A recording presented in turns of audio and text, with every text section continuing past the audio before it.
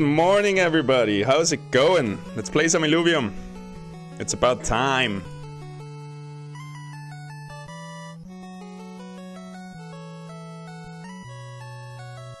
You're all good. We're gonna start with some arena, and then we're gonna swap over to the overworld to tier 3 run, stage 3 run, stage 2 run, stage 1 run. But let's first see how the meta is looking in the Illuvium arena. I tried to do this the other day and my internet was so moody. But today we're good. So let's check it out. Let's check out if the meta has finally shifted and we don't have to play mirror matches anymore.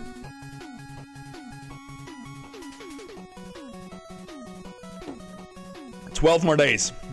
12 more days and then we finally have Private Beta 4. Can't wait, dude. It's gonna be so good.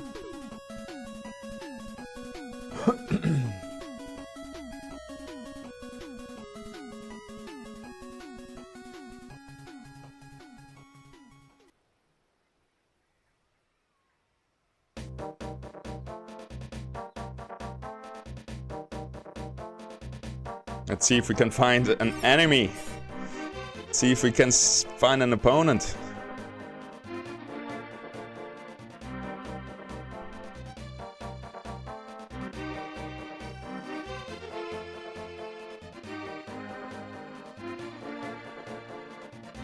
Somebody else gets flashbacks with that music. Legend of Zelda: A Link to the Past. That was the game I grew up on. One of the games.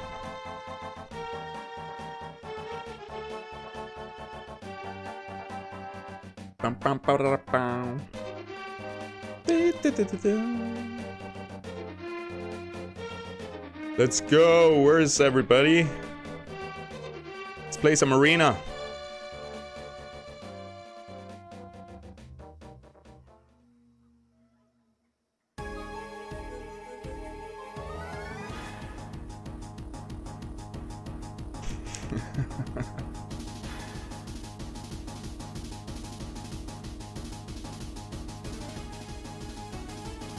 How's it going, chat? How we doing today?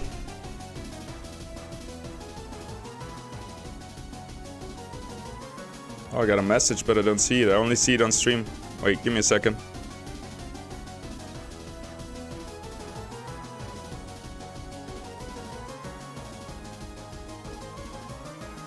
Hey, bro, what about snapshots? There is no more arena leaderboards right now.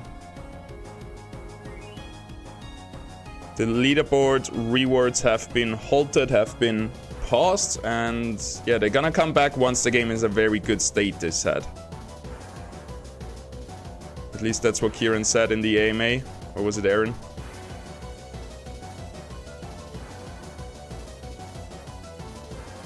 If you mean the snapshot for the arena. At the moment, there's only a snapshot for content creators. Those rewards are still out, and also the weekly Illuvium Beyond leaderboards. We still have those.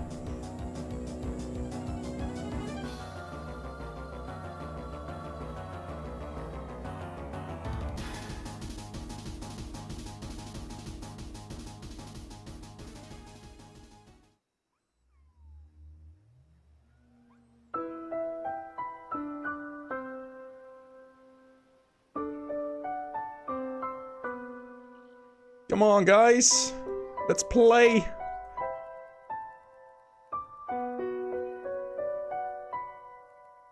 Maybe we're just gonna go into the overworld. Everybody's still sleeping, it feels like.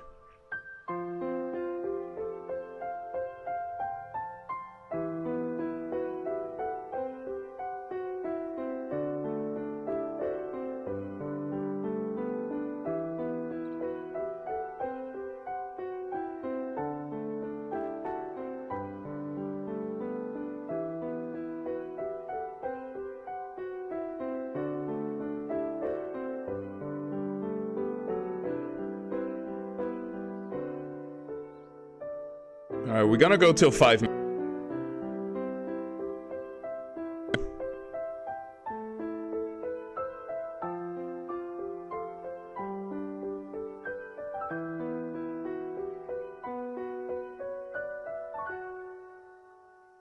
Anybody knows this song? It's from Final Fantasy X. I didn't play too much Final Fantasy. I played like 2 games, I think, of them. One of them was on the GameCube.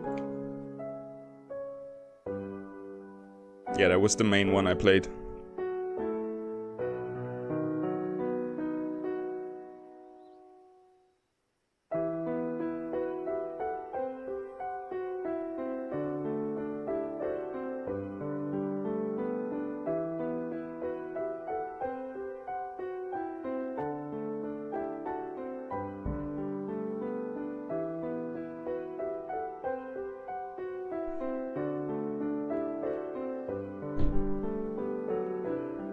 Pretty good.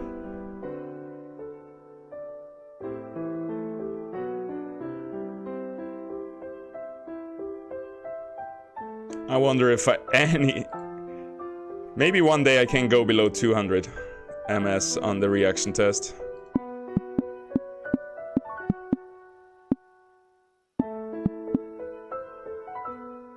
My sensitivity feels wrong.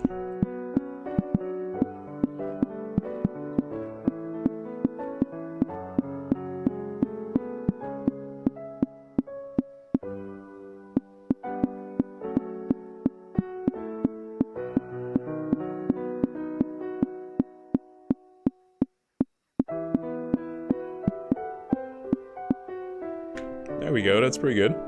Surf's up, dude! What's up, Surfer dude? How we doing? How's the surf? How's the swell doing? Dude, I can't wait. Next month I'm gonna go back to Austria, then I'm gonna do some river surfing, and then hopefully a month after that we're gonna go down to first France and have finally some waves again. So excited to start surfing again.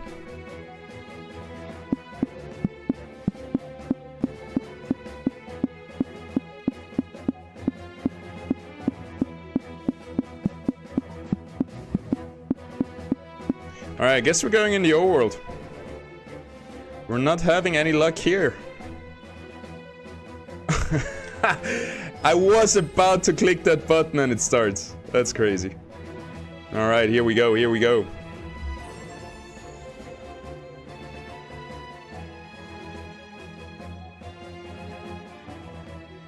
Stacking attack speed.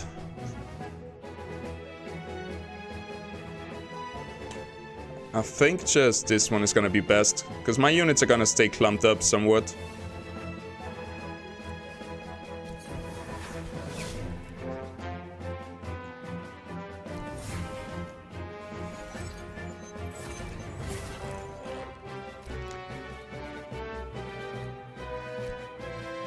Kinda like that, should be alright.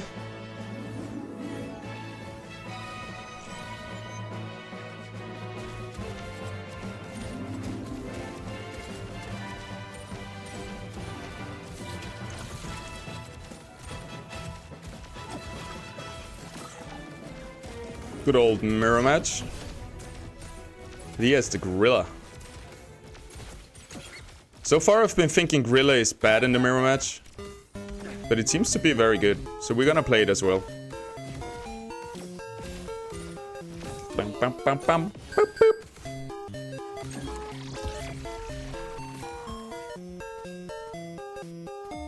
Dude, I remember this game. Do you remember this one as well? Wait, let me show you. This was black and white.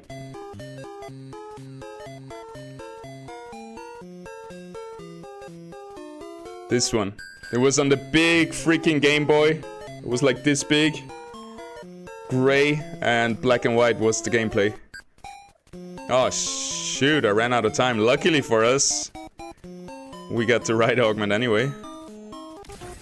Bum, ba, bum. Bum, bum, bum, bum. Beep, beep.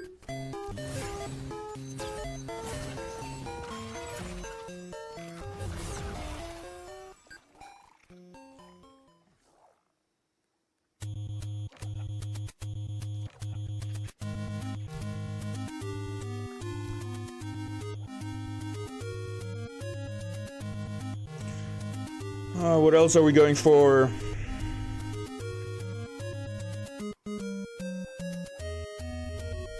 Those 2 rogues.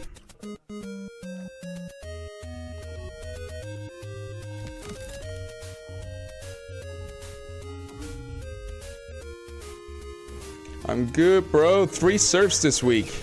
Between 3 and 4 foot. Nice. River surfing sounds sick. Did you ever try it? It's so good, man. It's really fun. You can just be cruising the same wave for hours if you want to, if you don't fall.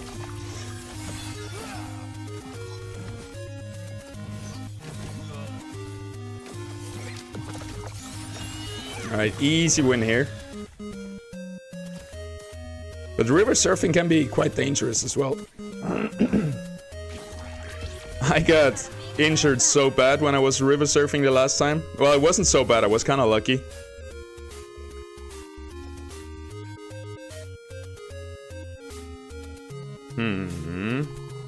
What are we going for? This one? I was river surfing, and you do it usually without a leash, but I should have used the leash because I fell behind the wave. I was in the water and I came up out of the water. I was looking around, was looking for my surfboard, couldn't find it. Where is it? Like 2-3 seconds passed, right? And my surfboard was held under by the wave, and I was here, and then it snapped out, and the tail of the surfboard went here, and the fin of the surfboard went into my mouth, along my teeth, into the back, and cut the inside of my cheek open, and I had to get stitches for that. I had like a scar here on the lips where the fin went in. And then I was really lucky that it went beside my teeth into my cheek and not like straight into my teeth and knocked them out. And then I had to... Why were we on the other side? Then I had to wait for 2 weeks or something till my cheek was healed, or for a week. And then the next time I come back to surfing, I stepped down with my foot while trying to get out. There was a glass fragment in there from a bottle, and I step on it and it cut through my boot, through my shoe, and cut open my foot like this deep. But I refused to go to the doctor again. I wanted to finish my surf session.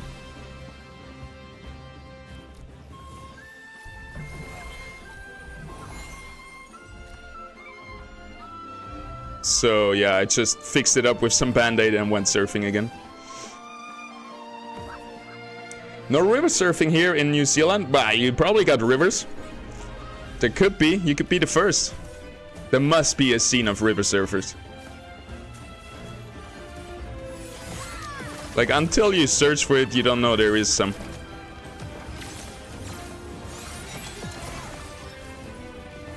Yeah, I got like the dad of my girlfriend. He's an OG river surfer in Canada. And I think the longest wave, what was it? How long was the longest wave? Like the longest time he stayed on a wave? Rivers? 4 hour and 20 minutes? Something like that. 420. He tried to make like a record and he stayed 4 hours on the wave, just cruising. Like usually you don't get that amount of surf time in like weeks. Are we winning this? Seems like we're losing. Losing hard, damn.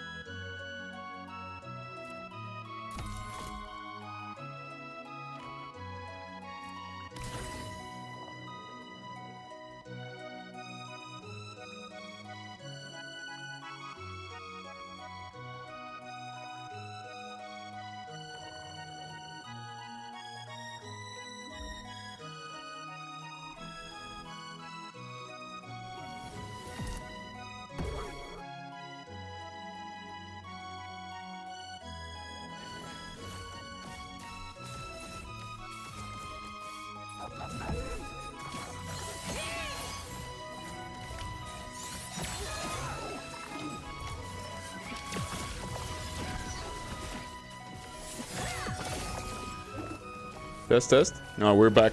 Thanks for letting me know. I don't know what was the last thing that you were able to hear. But about your question with the first tidal wave on the river, basically you have two types of river surf waves. Either it's artificial, and then they put like a log in the bottom of the river or some metal plate, and then the water goes over it, and that way you have that creating a constant wave. And if it's natural, usually you need like a lot of water coming down the mountain, or you need a lot of water in the river, so usually it's good in the spring. But the spot I go to in Austria, it actually is like a canal, a little canal. And they made it artificially, and there's always enough water because it's the canal from a power plant or something. So you can ride it basically all year long. You also have like a winch to adjust the level of the wave. So it's really cool.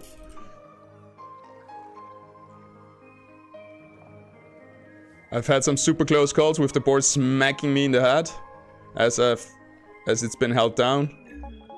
It got lightly once I got lightly knocked out with a bit of bleeding, but could have been worse. Yeah, that shit is scary. That's like the worst thing that can happen while surfing, because if you get knocked out, you're probably gonna die if there's nobody else around to save you. I've been thinking like when I go ride big waves, to just put on a helmet really. Because I'm used to a helmet anyway from... Alright, we got nature and earth. I kind of screwed up that phase. That means we could sell those two guys and get maybe... Do we have anything else that we could activate? Not really. Shoot. What are we gonna do? Upgrade the gorilla maybe? Get mud activated in here? And then... I don't know, just give him that.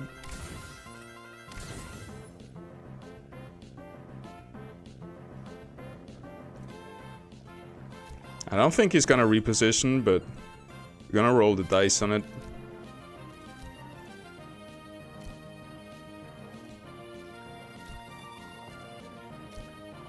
Bring our ranger over here.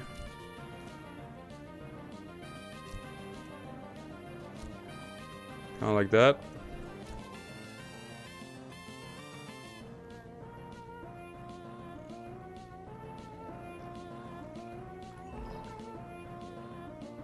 Yeah, I think I'm gonna start...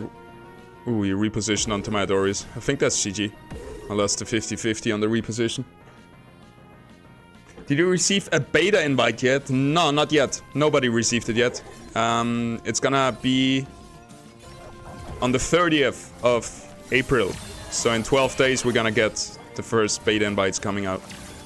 Nobody else gets some before. Right now it's just the sign up phase.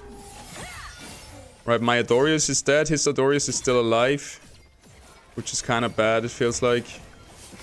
All my other core units are still going. Yeah, I think that's it. He sniped my Adorius with the reposition. GG. Well played.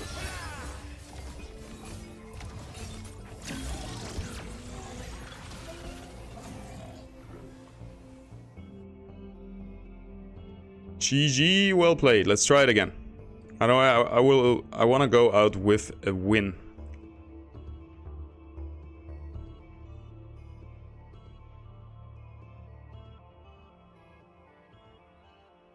Is the chat still big enough if I do it like this?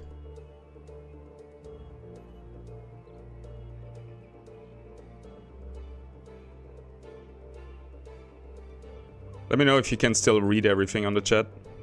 On screen.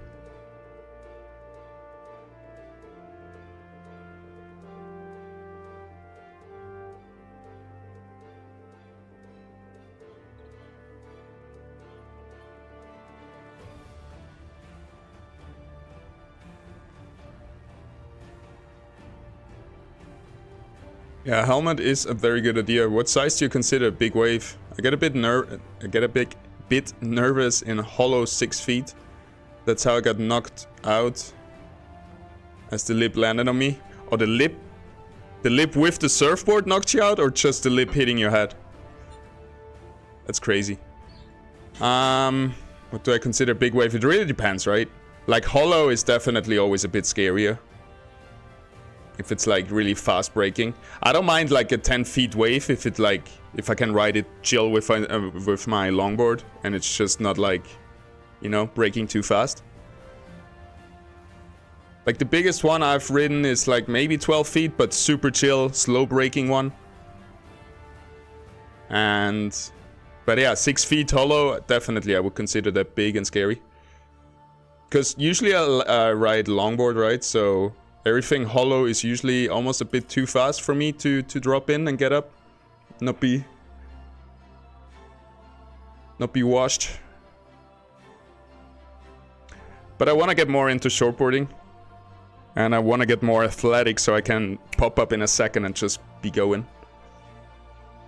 But every time I try a shortboard, it feels like starting surfing new. So I'm really hooked to my longboard because I kind of got good at it now. So I don't want to feel like a beginner again with my shortboard. Because usually when I want to try my shortboard on like big, fast, hollow days, it's when all the other good guys are out and then I don't want to get in the way and everything. So usually I just take my longboard into the shortboard lineup. And usually it works out good, but sometimes it's too fast and I cannot get on it. By the way, do you have good Colossus Berserker Toxic deck? I tried my own, but I'm losing too many games. I think Toxic right now in the last patch has been nerfed dead. I don't think Toxic as a core trait works anymore. But Colossus in general and also Toxic is alright. Wait, give me a second. What do we need? Energy, pure attack damage, Pierce. I think Pierce boosts the damage pretty good on the gyro. But yeah, I don't have a deck for that. I just play this at the moment because it's the best in the meta. And until somebody finds a deck that beats me, I'm gonna be playing this. I've played in the past metas, in the past patches, I played a lot of Berserkers. So I don't need to be experimenting with that. I know what it's all about and I just wait for it to be good again. It's tough right now because not many decks, except the meta decks like Revenant, Spore, is really working at the moment. And this is why we don't have a lot of players at the moment, because it's a very stale meta. But Private Beta 4 is most likely gonna fix that. Can't wait for the next patch. Berserker Colossus is definitely gonna be viable again once Revenant and Spore gets nerfed, which probably is gonna be the next nerf, the next balance patch.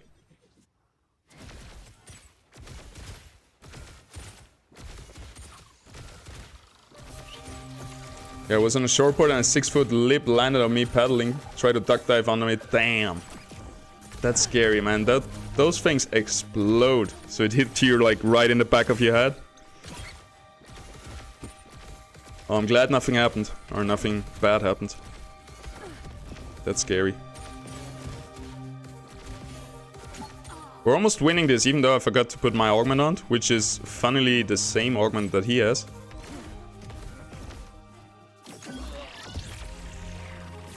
So if we had the augment, we would have won this round for sure.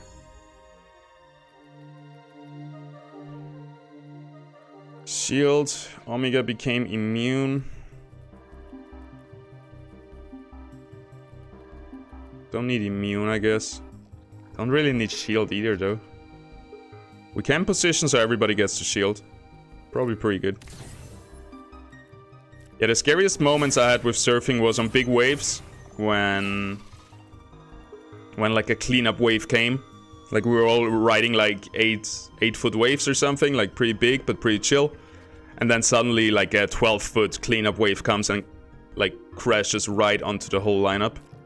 And like 3 people lost their board. I lost my board. I had to swim out in the craziest conditions. And I was held under for a long time. So I was kind of like, you know, that feeling when you're held under the water for so long that you're kind of like, oh, I'm kind of running out of air. Like that moment is really stressful. The moment where you're still underwater and you realize air is getting... You don't have much air left.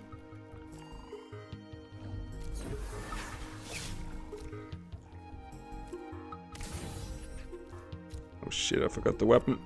There we go.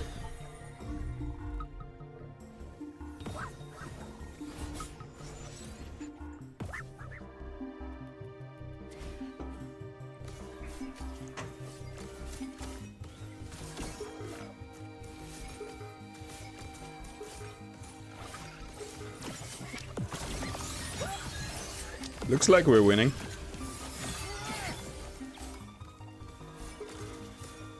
That's a classic Donkey Kong underwater level song. My man. Yes, it is. I played that game too. I didn't recognize the song, but that was a sick game.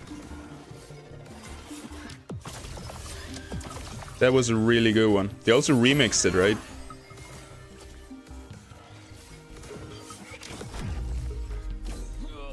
I think what console did it come out originally? Was it Game Boy or Super Nintendo? I think it was Super Nintendo, right?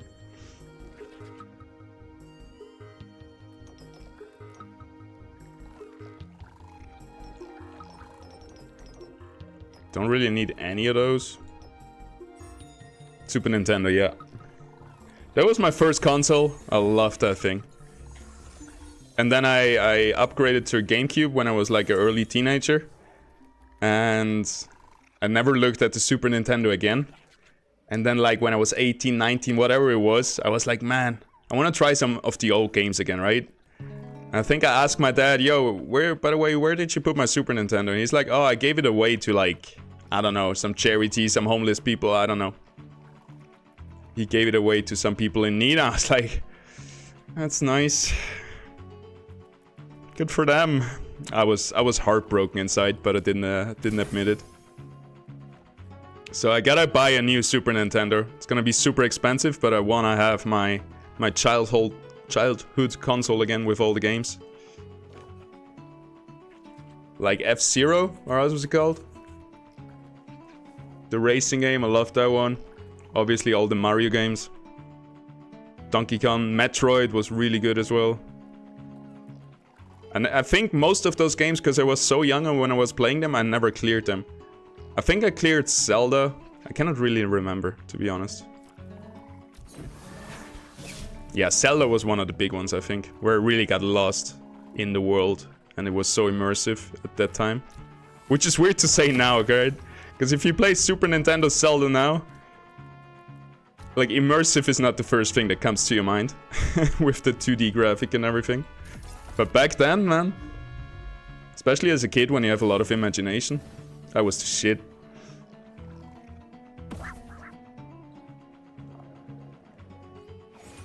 Oh, you could always use emulators? That's true. It doesn't feel quite the same, though. F-Zero, yeah.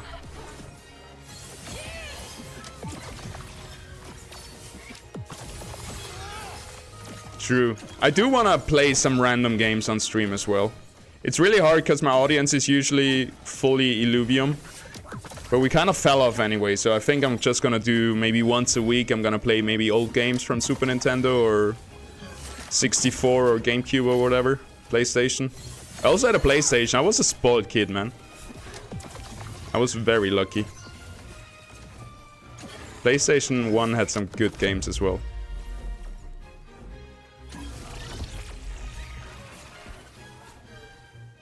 Also old computer games. It feels like I was always kind of stuck in that PvP ranked competitive setting of computer games, and I missed a lot of the single player games. And they never really appealed to me, because why would I play a single player game? I cannot beat another person. Like, without PvP, player versus player, it didn't make sense to me. But now I feel like I want to just play more games just for the enjoyment of it, not to try to be the best, you know? Alright, I think after this game we're gonna swap over to Overworld. My head's not in the game. I'm not really focused. Do we have a full board at least? Wrong unit. There we go, full board.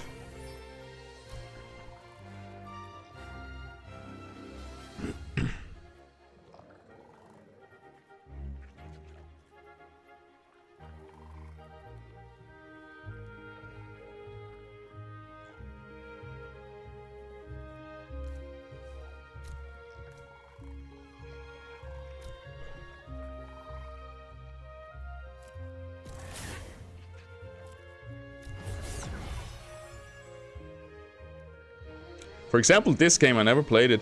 That's not an old one. But I think it's a really good one. I heard a lot of good stories about it. And since I played all the old Mario games on the Super Nintendo and whatever, I should try the good new ones.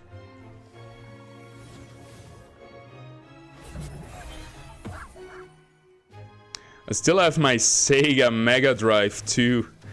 Dude, you're old. That was before my time. I never played on a Sega, I think. I played on... I think actually the first console we had was just a Nintendo. You know, the one with the edgy controllers, not the round ones. Because my dad kind of was into that stuff as well. So I think it was not only for my benefit, because... I think that Nintendo was there before my time. I don't know. But that was, I think, my first gaming experience. Well, actually, the first gaming experience was with my grandpa on a super old computer where we would play some monkey banana game. It's like the two tanks, they shoot at each other, right? You take turns in shooting at each other, trying to find the right angle to shoot each other. And it was like this, just with monkeys and bananas, I think. And then it was Nintendo, then Super Nintendo, then PlayStation 1, then GameCube.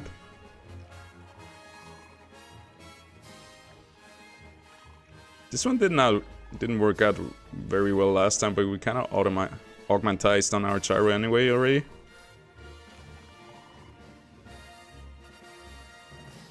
With two 6-button controllers. What does 6-button controller mean? Like actual 6 buttons, or do you count up, down, left, right? Mortal Kombat 3? They already had Mortal Kombat 3? Street Fighter 2? That's sick. Oh, I guess Sega Mega Drive was kind of in the area of Super Nintendo and stuff like this, but it was... I'm thinking of the very early Sega. I'm pronouncing that wrong, I think. What's the timeline for that? When did that came out? Because like Mortal Kombat 3 and Street Fighter 2, it sounds like colored games already. Alright, what are we doing? We have 2 upgrades. Let's just give it to the monkey. Which is probably not the best idea, but whatever. There we go. Let's see what he does. He positions onto my Adorius. Good move, good move. Should have seen that coming. Especially because we got enough mastery points actually to reposition, but... is what it is. We're also on his Adorius, which should die just as fast as ours. Actually... why is ours taking no damage? What's happening? That's so weird. Oh, he's playing something else. He's playing a Malura in here.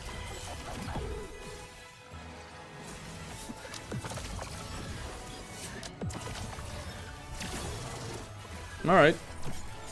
I'll take it. I think that's a win. Sweet!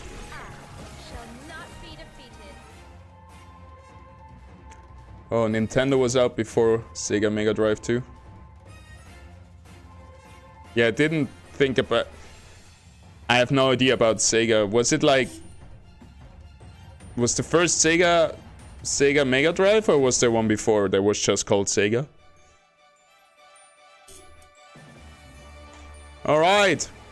Good win. Let's swap over to the Overworld. Cause I feel like I'm a little bit too distracted. Look, the mountain is half in... for the rain. Oh, that's sick. The mountain is half in the rain. Half is sunshine, half is rain. You see that?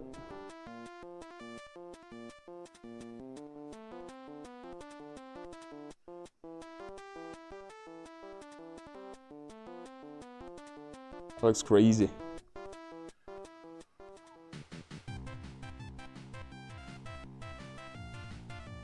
Yeah, it's not too bad, the view.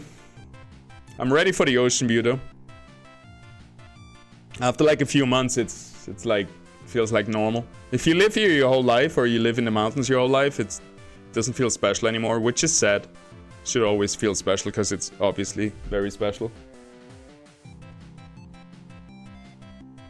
Does it feel always really special? Me? Alright, maybe it's just me. Wrong account for the Overworld. You what? Yeah, me too. But I really have to do it consciously. Like when I wake up, I don't even recognize it. But when I sit out and like consciously look at the mountain and take it in, then it feels really good. But when we moved in, after the summer, when you have been looking at the ocean for 6 months and then you come here and you look at the mountain suddenly, it's really trippy. Like it's like, whoa.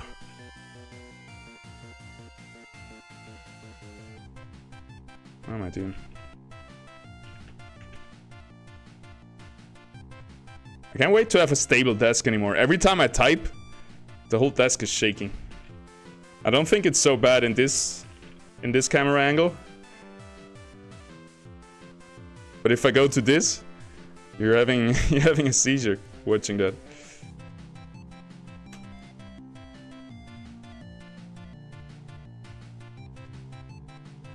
Sega and Nintendo was the battle before Sony and Xbox, yeah.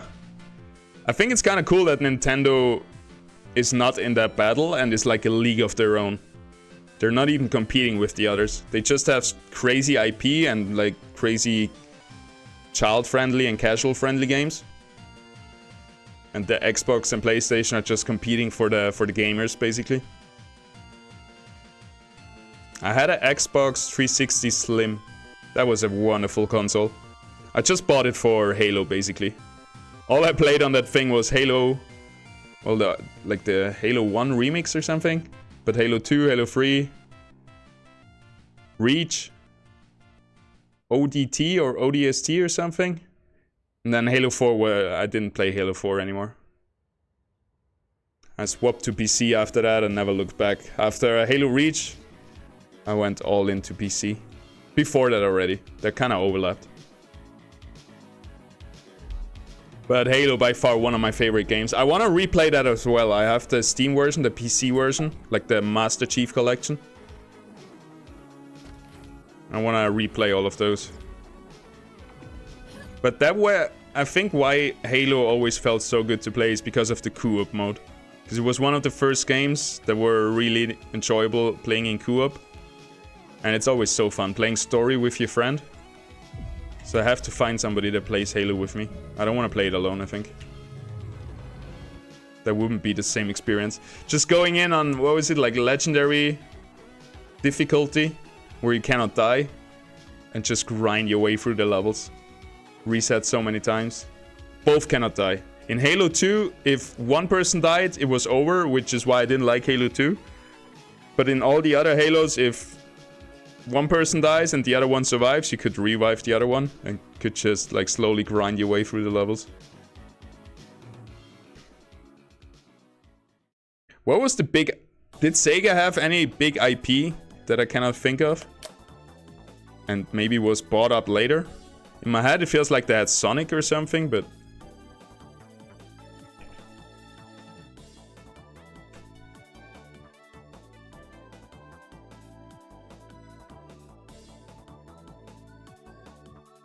Yeah, they had Sonic. Did they get bought up by Nintendo?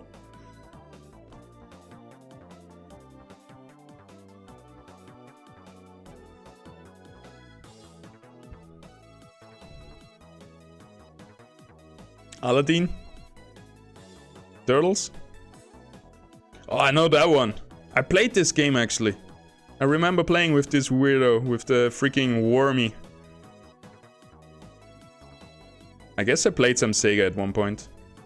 Simba? Oh, I remember a really good Simba game that I played forever on PlayStation. Bugs Bunny, Sonic, Mortal Kombat. I guess all of this got bought up by other companies, right? Sonic is Nintendo, Mortal Kombat is... Well, they're everywhere, actually. What else we got? Oh, those Vikings, is it like one of the first Blizzard games, I think?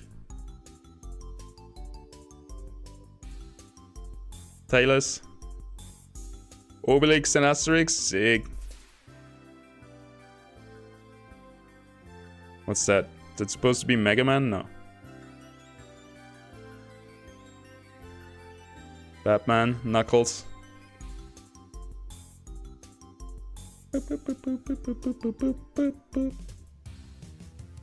Did we go on a stage 3 run? Can you check it somehow here?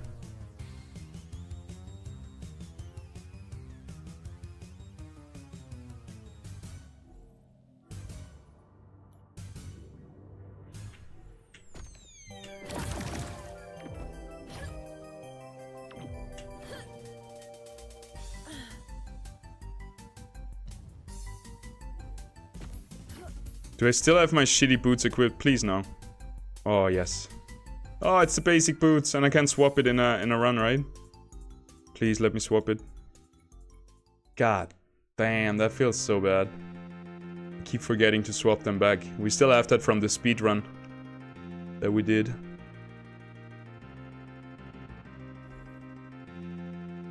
Is it even a stage 3 run? Let's check with the resources, I guess. We can check really fast.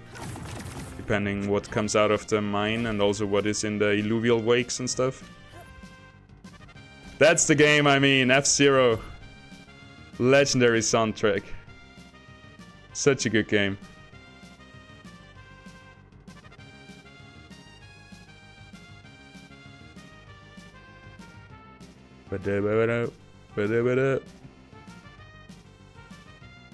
That guy, I hated him. He was always crashing into me. Is that supposed to be Captain Falcon? Looks way different in Super Smash Bros. Whoa, whoa.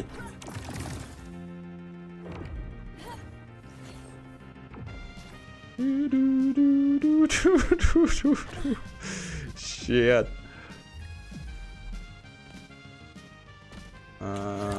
Let's see over here. I think it's a tier 0 run. That would be good. I want to reset. Get some real boots.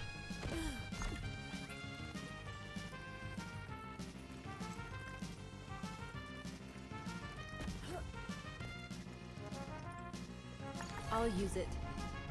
Vanavium. No, that's not tier 0.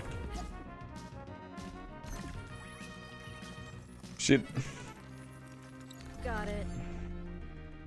It's the Mute City song from F-Zero. Damn, you know your soundtracks. Was it like the pink one? The pinkish one? Everything a little bit like pink?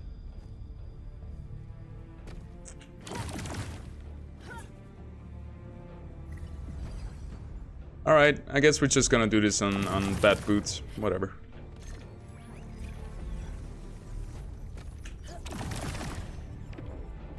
Gonna try to find some Illuvials, find some Ramfires.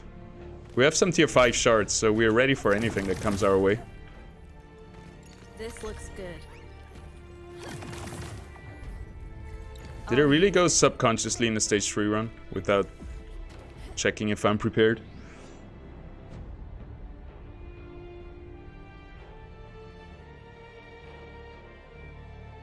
That song is quite iconic too, huh? Anybody can guess what it is?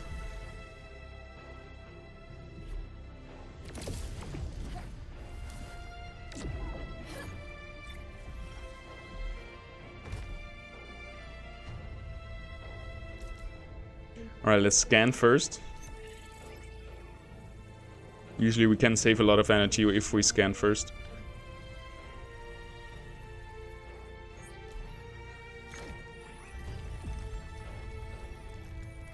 And we're gonna put down a marker.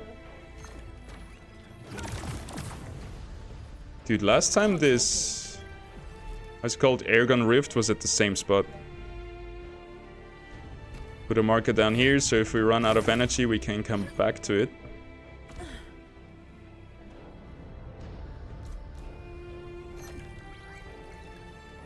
So the reason behind scanning is, you see there's one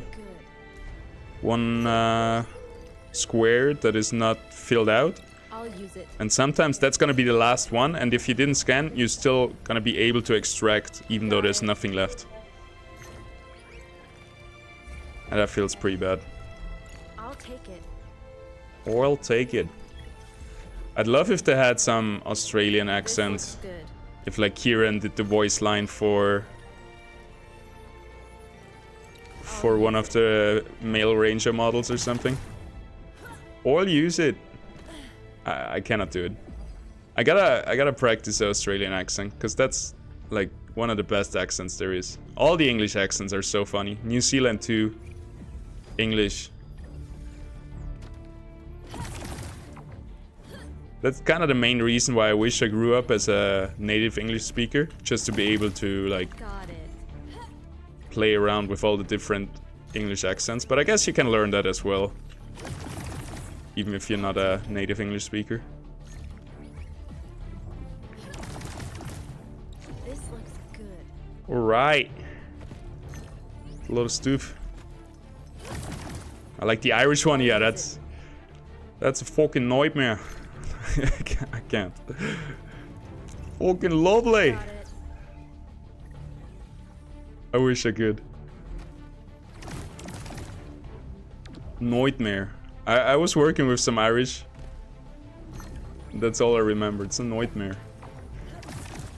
I'll take it. We love you. I can't.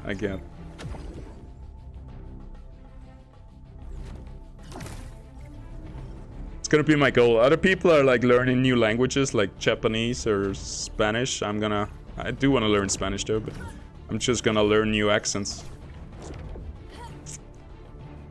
I guess the best way to do that anyway is to go to the country. That's how you're gonna learn them.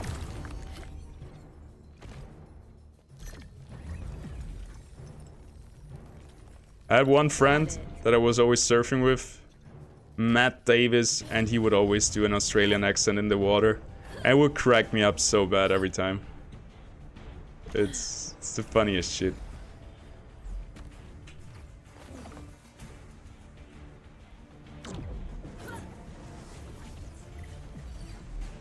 Oh, we found it. More stuff.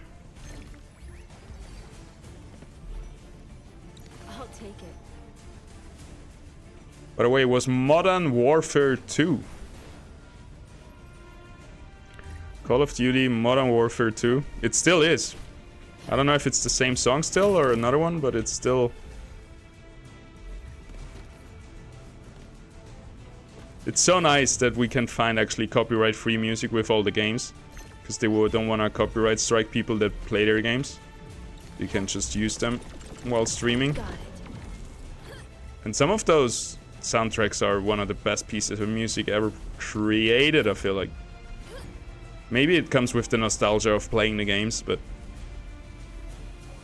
Alright, should we just dive into it? I really... That's the thing, I'm not prepared for this stage 3 run, because I don't have my gear equipped, and I also don't have... I never brought any of my new Illuvials that I caught. I still have a really bad team, it feels like. How do you open the team? C. I got 5 Illuvials. Stage 1, tier 1, tier 0. Like, there's barely any... Let's scan first. There's barely any encounters that I could beat with that.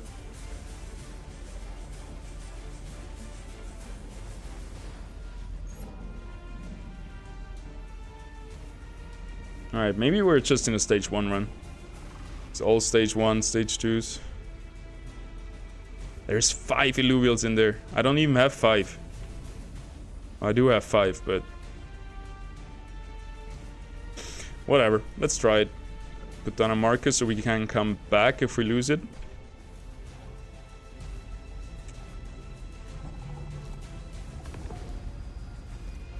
Let's get started. Let's get started. The pink races, Samurai Goro. Damn, you're on point. You like the game too, huh? No, I thought the Mute City, if that's the map, the pinkish looking map, you know. Alright, let me Google Mute City. Ah, okay. Yeah. True. Wow, that gives me flashbacks if I see it.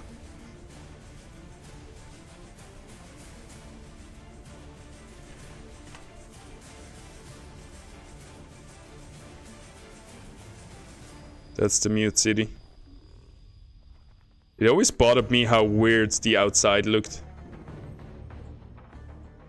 Big Blue was so fun. I remember that being fun.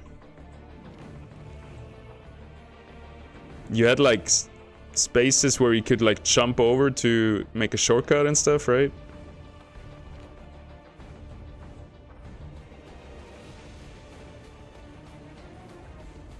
That's sick. I gotta replay that one.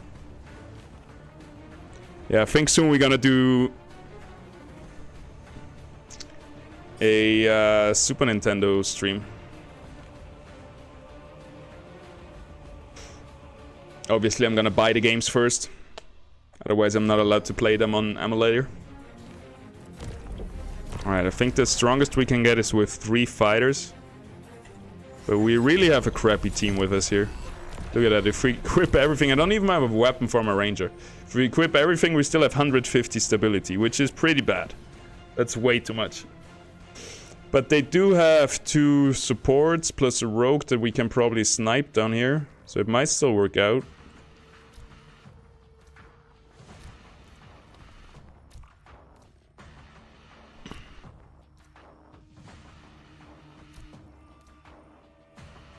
We shall see.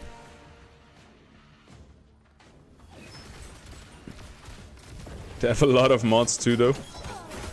Just one-shotting us.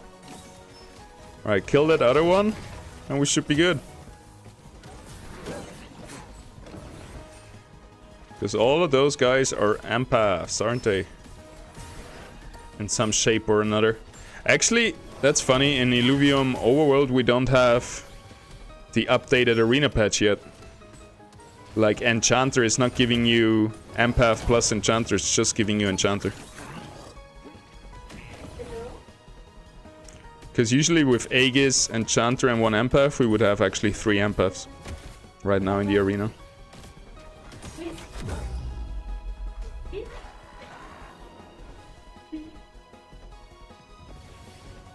You stream on Twitch too? I have what's that word? I have a unused Prime sub and I want to give it to you. Wow, that's very kind. Thank you. I do stream on Twitch.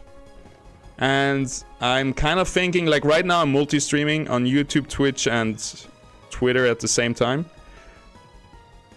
But I'm thinking about just going onto Twitch soon, because it's a little bit better to build a community, right? And just the streaming quality and the quality of life for the viewers is better on Twitch, I think. So in the long run, the goal is to only stream on Twitch. But right now it's really good to get exposure if I multi-stream, so I'm not sure when we're gonna do it. But yeah, I'm streaming right now on Twitch. I'm not sure if I'm actually partnered already or whatever it is, affiliate. So I'm not sure if people can subscribe. I think you would be my first Twitch subscriber. That would be sick.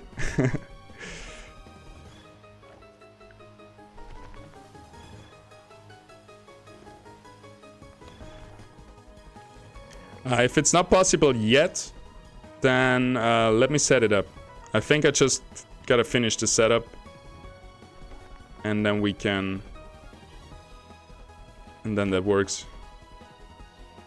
I don't know if I just cannot see the subscribe button. Let me know if it works. Because I'm logged in onto my account. Alright, what do we want? Not a lynx, right? Maybe a gorilla. Bukulus is pretty strong too, though. I kind of want to catch what I need to get a stronger team. So I don't need Aegis. That sucks. Enchanter could be alright, but usually it's not that good in your world. So I think I'm just going to go for the gorilla and we're going to build like some rogue earth team. Because we have some rogues and some earths already. He's a tier 1. So we're going to use a tier 1 shard. We don't have one. I guess it's going to be a tier 2 shard. Kind of a waste, it feels like. Can't sub. Yeah, if you wanna give me a day or two, I'm gonna figure it out. But if not, there is a lot of other good Illuvium content creators. I wouldn't be mad. But I do wanna, like, that has been on my list for a long time, that I wanna set up Twitch to like have the emotes. Like I just need to finish up setting it up. Because I'm already affiliated, I think. I just didn't do all the settings. Because I was kind of focused on YouTube. But now that I want to focus more on Twitch, I'm gonna set it up. So I think in 1-2 days you're gonna be able to subscribe on the next stream for sure, that is. Which is probably gonna be tomorrow. And yeah, I would appreciate a lot. Otherwise, it's alright. I was kind of lazy on that. I also have to do some weird tax interview with Twitch. That's why I think I didn't do anything of this yet, because that kind of freaks me out. I guess I have to do that tax interview first and then I can activate my subscribers. I'm gonna do that after the stream today. Alright, do we want to catch anything of this? I'm not sure. I think I'm just gonna leave it at that. Got a gorilla.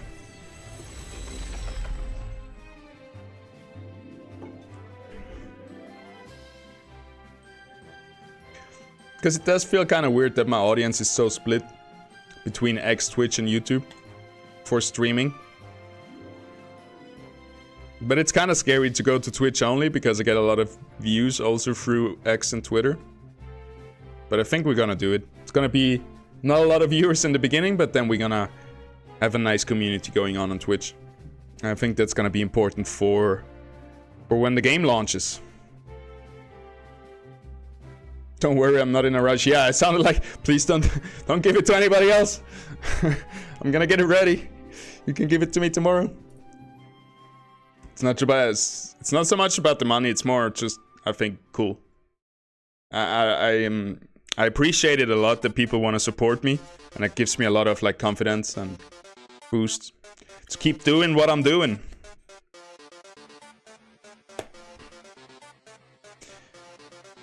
Because it's a bit scary, because right now I'm doing this full time, but only because Illuvium has the content creator rewards. If I would do YouTube only full time, I would get 20 bucks a month. So I hope we can get a little bit of mainstream adoption with the channel once the game comes out. And people keep saying me, oh, when the game comes out, you're gonna be big, blah, blah. I don't know, I don't believe it yet. I think my content is not there yet. Got ya. I do watch other streamers, and maybe they're sometimes funnier and more entertaining, but most of the times I feel like, I don't know, you just gotta be yourself and just keep going, and then whatever happens, happens. I don't want to overanalyze it and overthink it, you know. Let's get started. But with YouTube right now, for my YouTube videos, I could be on a level where I could get a lot of views and everything. Like if I do like 1 or 2 videos a week, like highly edited, high quality. But right now I'm just doing quantity over quality, so we're just pushing out daily videos and stuff like that. I don't know if that's the best idea, because in the long run you're gonna have a lot of trashy, outdated videos instead of like just a few high quality ones. But I keep doing that. I keep talking about Twitch, YouTube content creation, stuff like this, and that's not why you're here for. But it helps me process all these things, because it's a lot, right? Like streaming, editing, organizing, like, I don't know. I'm maybe not the most organized person, but sometimes it overwhelms me with like Twitch, YouTube, Twitter, making content for all of them, and I can't wait till I have editors. That's mainly the big part. I hired an editor recently. Not really hired, but I'm gonna try out an editor. So that's gonna be very important. Because then I can just focus on streaming, making content, and I can really outsource the worst part of this job. Sitting there for hours and hours trying to edit. And I always get too perfectionistic. I don't know if you have seen some of my highly edited videos. I've won every single video contest that I entered in Illuvium. I won like maybe $8,000 in the last 3 years over like 3-4 contests for video creation. So when I try really hard, it's good, but it takes me like 20 hours of editing, and yeah, I'd rather find an editor. So yeah, by the way, if anybody wants to be an editor, wants to try it out, feel free to hit me up. That looks like a hard enemy team right here. We should focus our damage on one side, on this monkey right here, and then let the enemy team focus our tanks right here. So now all these 4 guys are gonna go to my 2 tanks, 3 tanks here. And then my 3 damage dealers are gonna go onto his damage dealer. That looks like a good positioning. I learned a lot watching your videos. I want to give some love back. Thanks, man. Sorry, I didn't read the full message at first. That's nice to hear. Sometimes I get a little bit of imposter syndrome, but it's fine. I think a lot of people already told me that they got value out of my video, and that's what I want to provide. So I just gotta keep doing what I do, I guess. Problem right now is that we have so many patches ahead of us. So I feel like it's not worth making like really big, full guides of like... Because maybe next week there's a patch and this full high quality guide video is outdated. So I'm just gonna keep doing like quick guides.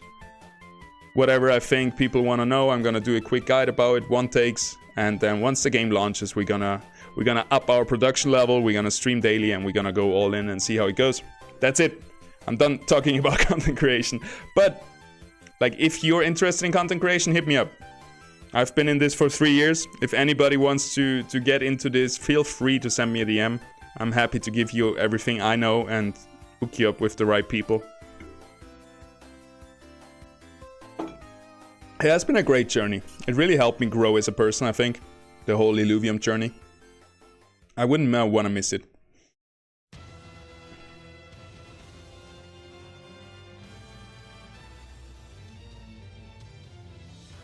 I watched a good edited short of yours. I think you won the LV competition video. Yeah, the TikTok competition. Where I'm like zooming with the camera onto my finger and like basically every movement. Yeah, that one, I was stoked about that one. I think that one was really cool. Probably one of my best videos ever. One of my best content ever.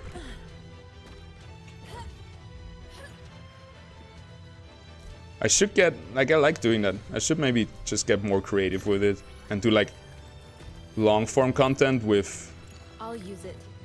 That level of quality. But then again, it feels like right now we're so capped because we're in beta. We have so little players. So it feels like almost a waste. If I sit there editing for 20 hours, then I have a video that gets 1,000 views. I don't know. I feel like I would just put out 10 little guide videos instead, low quality, just low effort, but high value hopefully. And then, yeah, once the game is out, I'm gonna do more bigger ones.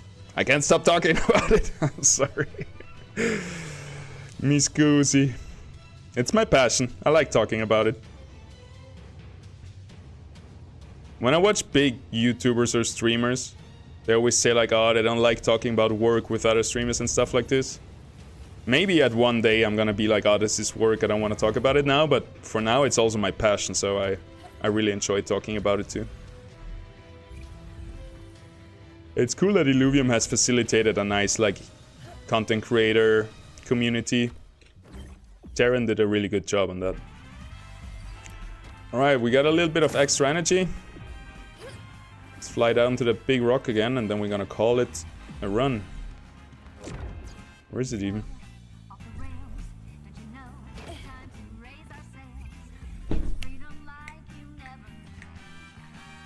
This song though is copyrighted, which is weird because it's also in Mario Odyssey.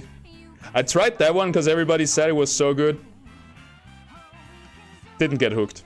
I don't know, maybe I should have given it longer, but I tried like 2-3 levels and I was like, meh.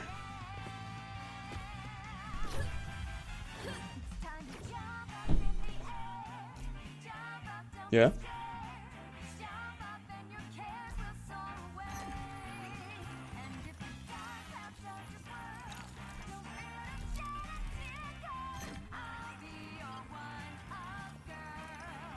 I'll take it.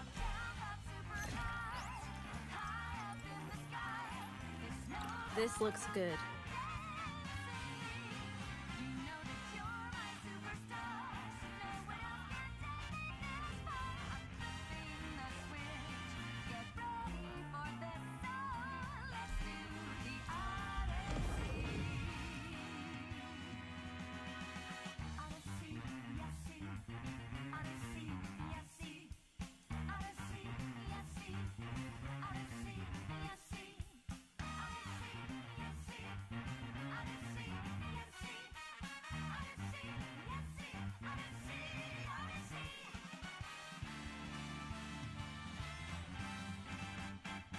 Spin the wheel, take a chance.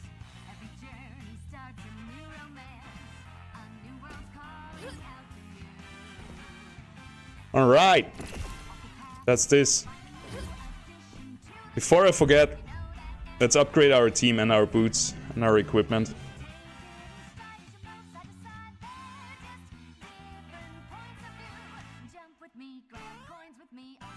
I have some old ones, they're probably outdated. But one video contest I did, it was very early in Illuvium. Kieran set out for the launch of Illuvium Beyond. He said, no, for the launch of Illuvium Zero, for the land sale, there was a video contest. And I won that as well, and back then I won 40 LV. And that was when like LV was like 300 bucks or something. SLV. I won 40 SLV. And that was when SLV was at 300 or even more. I should have sold it. And that was like 6,500 bucks at that time. And then I wanted to buy a lot of land and I kind of missed a lot of the auctions. Got outbid and stuff, and then at the end SLV crashed and all my money crashed, and out of the 6,500 I had like 1,000 left or something. It was a big mistake.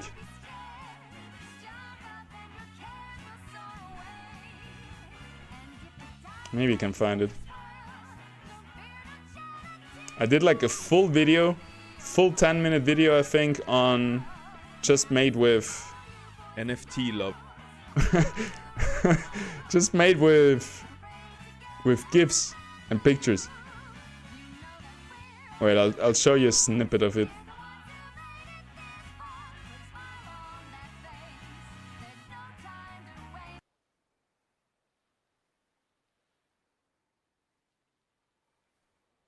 Lover, yield farmer, NFT lover, yield farmer, flipper or hodler, collector, investor, whale or Illuvium addict. Whoever. I'm way too monotone.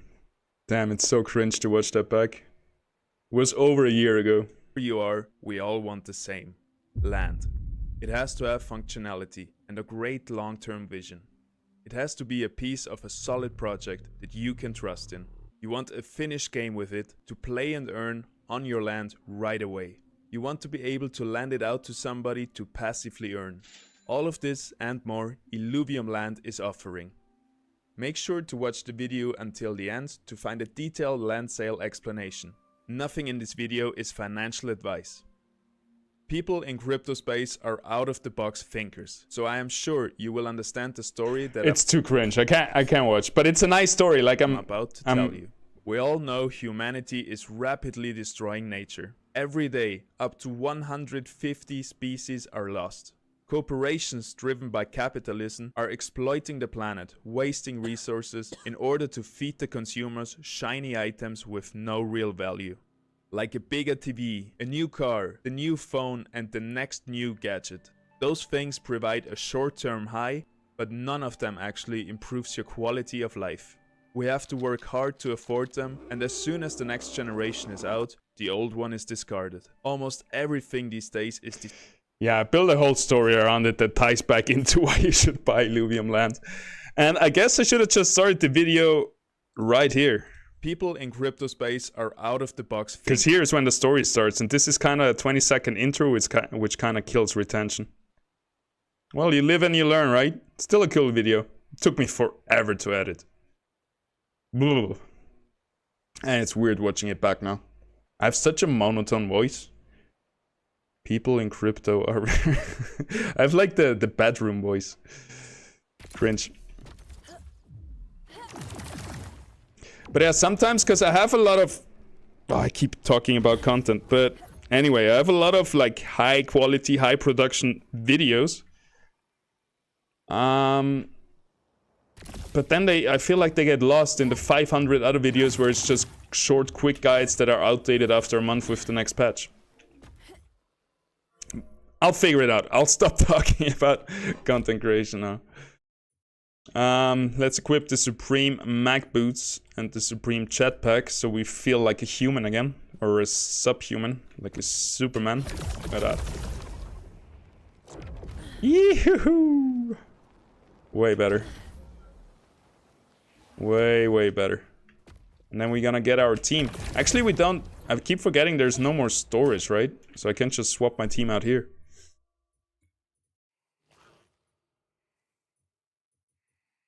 We don't have any more team slots. I guess you only start with 5 and then you need to upgrade it through augments. We need to craft a weapon, maybe a 40 cost suit, and maybe 3 augments just to fill up our whole team here. And I guess we have to swap this. Because right now, I only can get 3 nature with the ranger.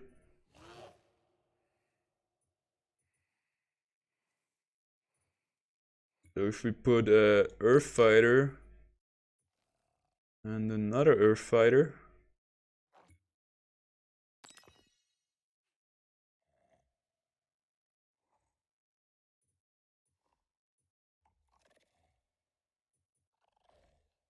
Still want to keep my bulwarks and the links, so I guess like this. And now we have the option of going either 3 Earth, 3 fighters with the ranger, or 3 nature, 3 bulwark. Still a pretty weak team though.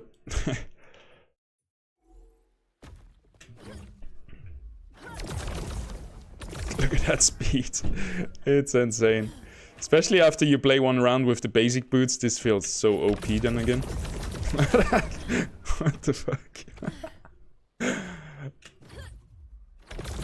I hope they don't nerf this. I hope it stays that fast. This is the most fun I'm having in Overworld, just zooming around the map. Alright, let's forge a weapon, I guess. So maybe a nature shield and an earth sword would be good. Which would then be better than just bonding our units.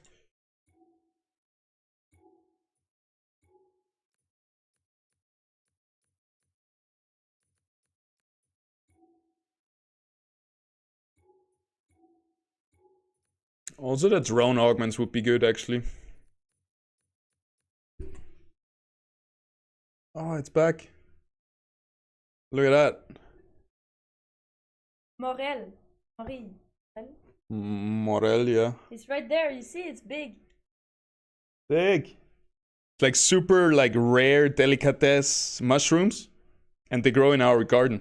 And my friend is like a mushroom lover, and he always flips out when I send him that, like, the most rare, expensive mushrooms are just growing in our garden. Maybe. Nice. I thought it was too cold. It snowed yesterday, and today the mushroom grew. What tier is your land? I have a tier 2. Sick. I bought, like, when it started, I bought like 6 tier 1s. I wanted to buy a tier 2 or maybe 1 tier 3 or something. Like, I had like a mega city planned out with like a tier 2. Like a 3x3 with 8 tier 1 and the tier 2. But then I don't know, like, I didn't realize that most of that I wanted to buy was in the very end of the sale. And at the very end of the sale, everybody was FOMOing in and buying way too high, way too expensive.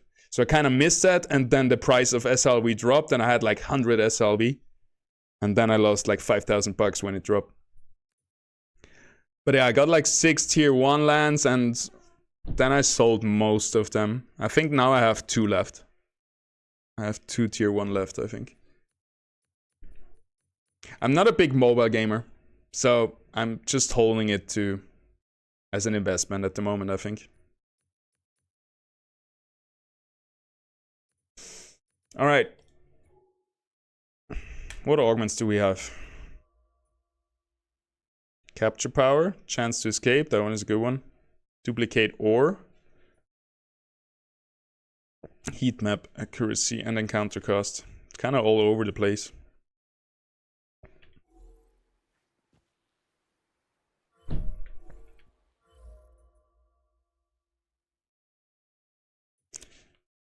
What we got here? Mining power for acquisition, so we can go double mining power. But it also has encounter cost, which feels weird, because you want to go either mining or illuvial hunting, I guess. Heat map accuracy. Alright. So we gotta salvage this one and get one with mining power that has a better secondary random effect.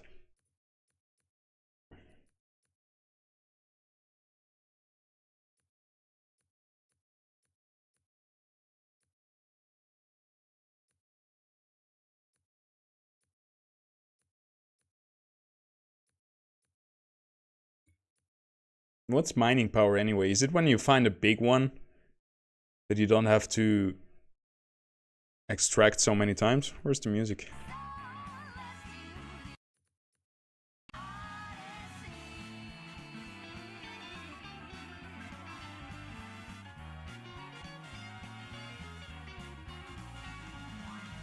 Maybe energy cost is better. Because we don't find a lot of big ores anyway where we mine multiple times, where mining power would be good. Scan cost.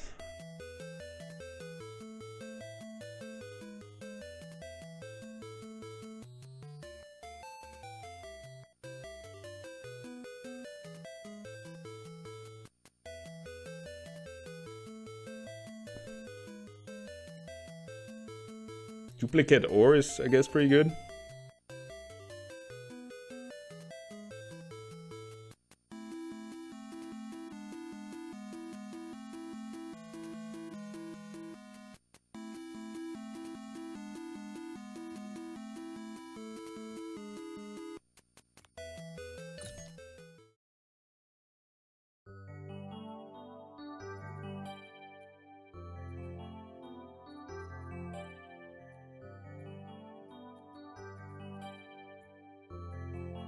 So we have one of those radiant drone components. We need a second one plus some more ores.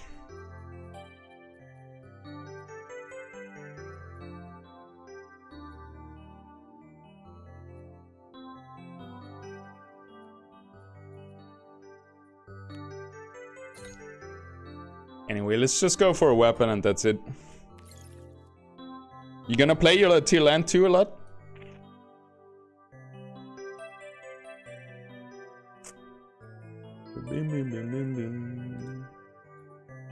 What game's that from? That's one of the big games that I kind of missed. I played it a little bit, but I never had a 64. So I never really got into that. I do wanna try... I never played it through the whole game. Which is kind of a shame, right? It's one of the most iconic games. So that's also on the list.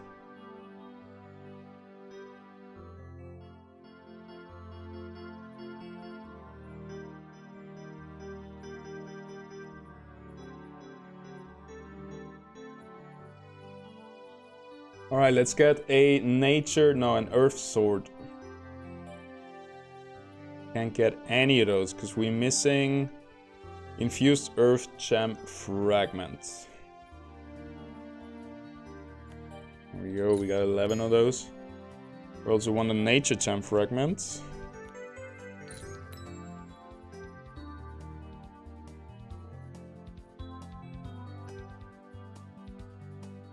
Earth sword.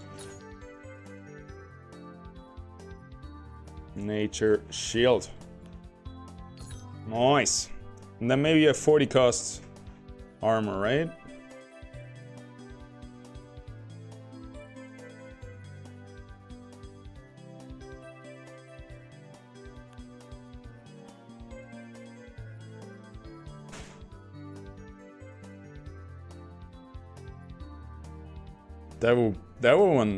That one would be really good for the fighter ranger.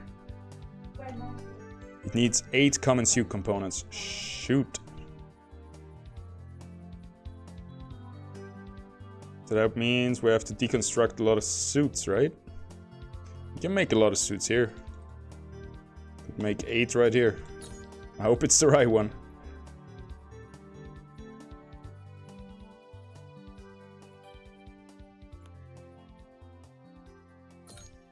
I really have to deconstruct them one by one.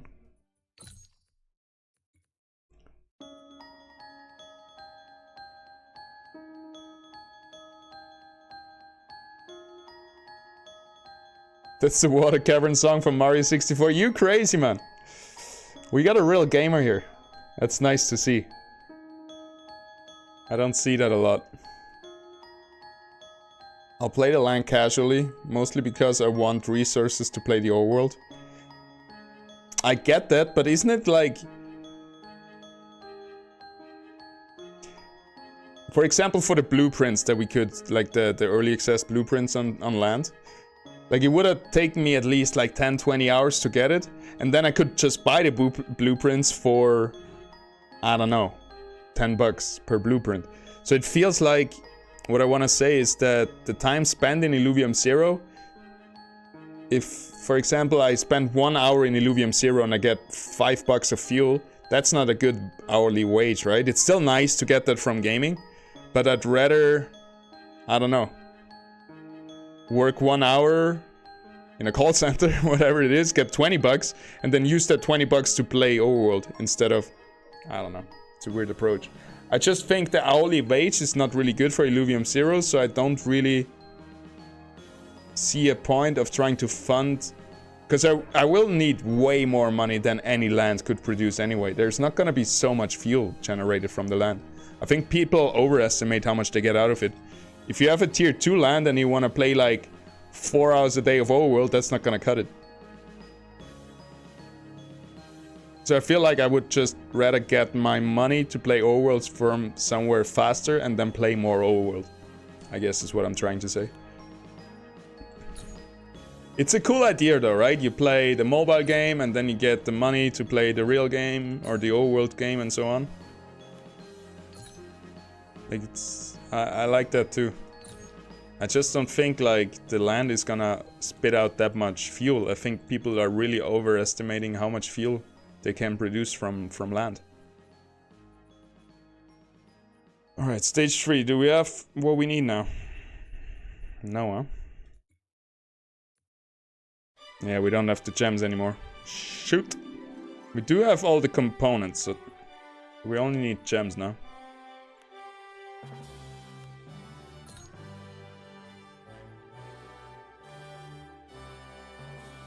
craft anything else? Stage 3? Nope. Alright, that's good enough for now. Let's update the team. Bring in the weapons. Oh, augments. That's what I forgot. We have some resources to craft some augments. Oh, sure. Oh, we still have the old augments in here. That's so weird that they didn't update the auto battler part of the overworld when they updated the overworld, the arena.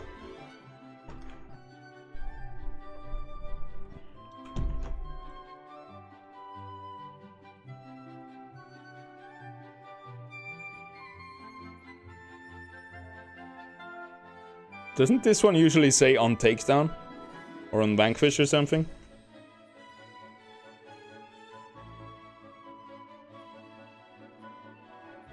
What do we need?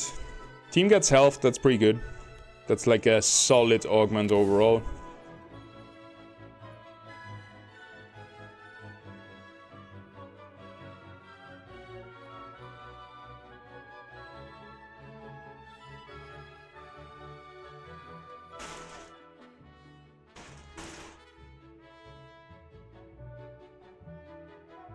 Alright, it's okay. That one is pretty good, right? Reduce attack speed. Just 10% though, but... Also pure damage is pretty good for our fighters. And then we need one more, probably the Siphon Matrix. Or attack speed is pretty good as well. Then we have 2 offensive augments for one of our fighters. I like that. Alright, alright. As easy as that, we have our augments. And now we're a little bit more ready to fight stage 3 Illuvials. Also, we can use all those fruits and veggies. They will buff our units for one fight. For example, which one is really good? This one, I think. 30 attack damage, 15 attack speed for next combat. Max health, physical and energy resistance, like really nice buffs.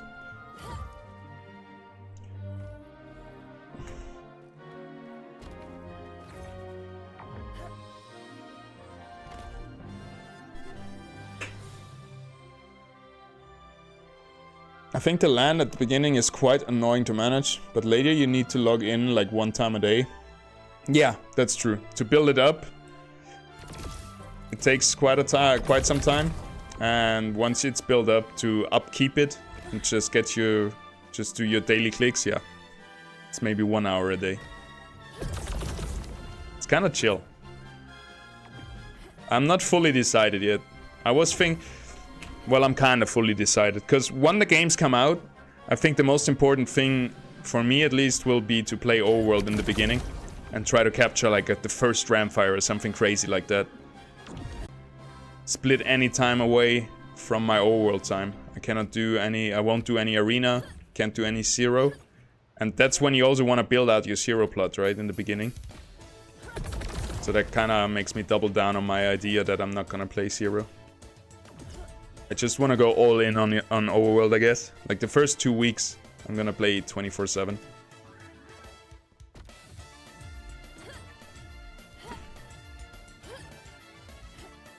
But yeah, you're right. Once you have the land built, it's not much work to keep it up. And it's a really good mobile game. Don't get me wrong. I don't know. If I have the option between this screen and that screen, I'm gonna pick that one. It's also because I have a lot of time to actually sit in front of this screen and play. But if you're actually like a normal person who has a normal job and you're in the subway and in the train or whatever it is, or in your break, you're gonna do this between when you have a work break or something, then I get it. There's a lot of situations in life where you could play... Oh, it was a stage 3 run. Where you could play a mobile game, but not a computer game.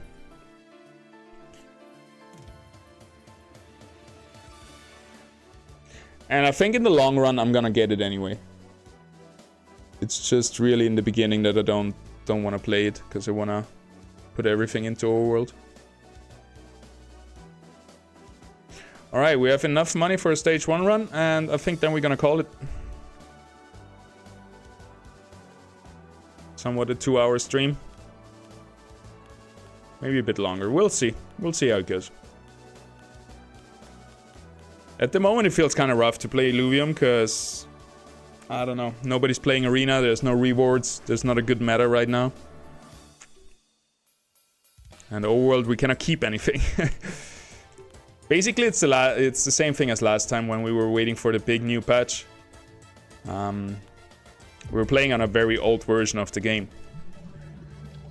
And in 12 days, we're gonna have a very, very new version of the game. Basically, the final version of the game. It's gonna be very close to what comes out. So that's why I think it feels a bit underwhelming playing this game right now.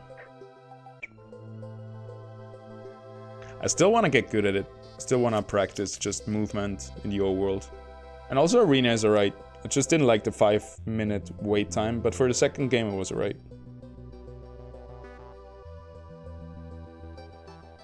I got a little bit into parallel. Felt really good for my brain to learn another game again. I think it's a really good exercise. Just learning different strategy games. Feels like reading a book. Like it's a lot of mental exercise. Trying to remember the cards and what everything does and stuff like that. And that's what I'm missing right now in the arena in Illuvium. Because we're doing the same thing over and over again at the moment. It's very flowcharty. But that's gonna change soon with the next update. I'm sure the meta is gonna be a little bit more open again.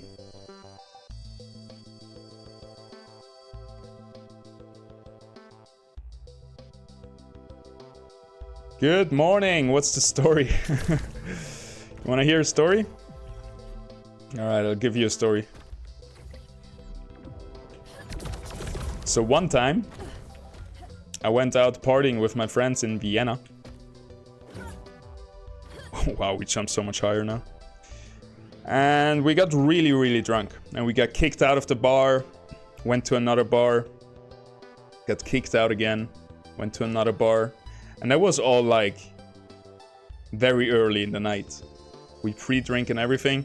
So at like 10 PM or something, I think I just got kicked out of another bar, but all my other friends were still in it. So I'm not really sure how I got to that, but it ended up being I slept on my shoe. I took one of my shoes off, used it as a pillow, and slept next to the bar on the street in Vienna.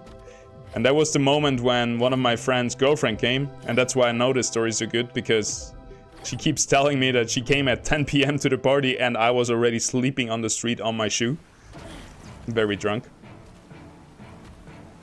And yeah, then when they woke me up, we went to another bar and we kept partying. And at one point, a lot of the people went home and I was still there. And we were in this... I have to draw this. I always try to explain this visually, but it's really hard to do. So I have to draw the bar that we were in. So basically, like that's the entry. You come in. That's like the bar or whatever. There was a second room over there. And you come in and there is like... It's kind of like that, the bar, right? Like, here's the people standing, serving drinks. And there is like, the drinks behind them is like this. So basically, the barkeeper from this side couldn't see to the other side of the bar. And there was like, it wasn't really full. So all the people were lining up at this guy for their drinks. But no barkeeper was there and no people were there. So what I did, I reached over the counter, grabbed... What was it? It was Jägermeister, but... Yeah, I grabbed a bottle of Jägermeister. So like a 1 liter bottle or something of Jägermeister. So I grabbed over here, stole the bottle. Nobody saw me. Except... Now we have to expand the whole drawing. So that was a cool bar. So keep that in mind. And now I'm gonna go 3D. I'm not the best drawer.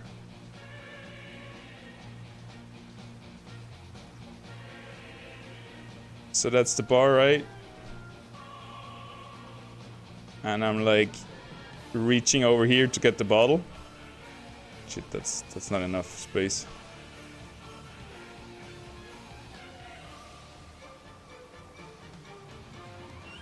And there was like a staircase up here.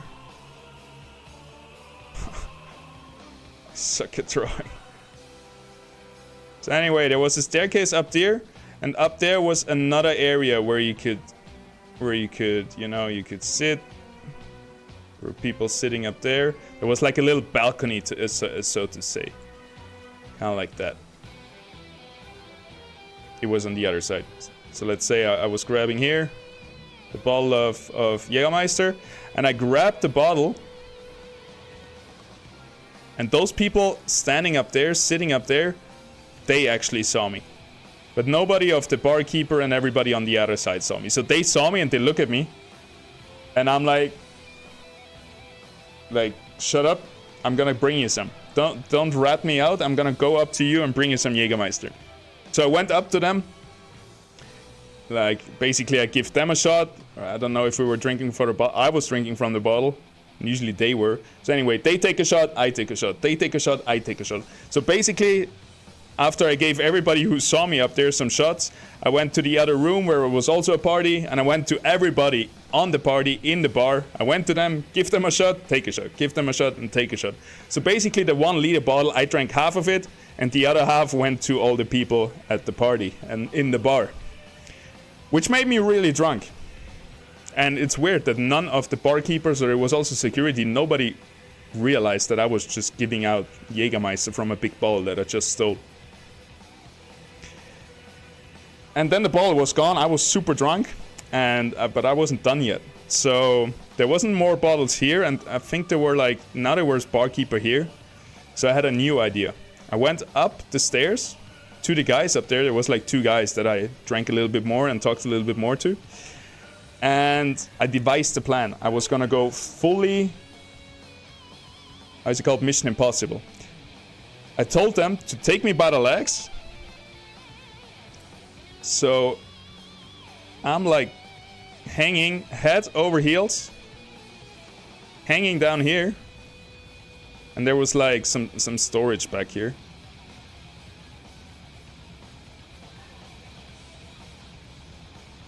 So I'm hanging here, and those guys, they're both holding me with their hands. They're standing up there and they're holding my legs. So I'm head over heels. They let me down over the balcony, and I grab a like a carton. There was like a how do you call that? Like a Jägermeister, like the little shots in like a carton box. Like 24 Jägermeisters in a little box. So they let me down. I grab the box. And when they pull me up, the freaking box rips. And I was like, I don't know, halfway, and the box rips. Like it was a little Jägermeister box. The side of it rips and it falls down and crashes with a loud crash. So they pull me up. We kind of hide. And nobody realized it. And I couldn't let it go, so we did it again. They let me down again. I grabbed the box again. It rips again, falls down onto the bar again. Big crash, and this time they saw me. The security came, kicked me out. I was super drunk. I went home.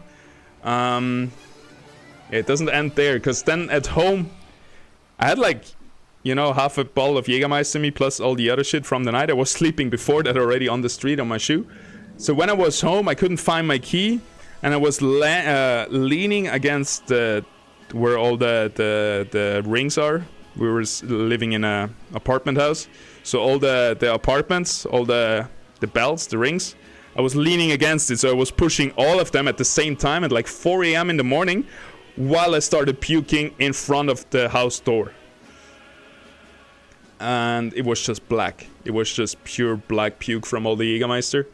Then I went up, I slept on my couch, I think, it was winter, I had my winter jacket, everything on, I slept in the full thing, and I woke up with like puke, black stains everywhere in the morning on my jacket.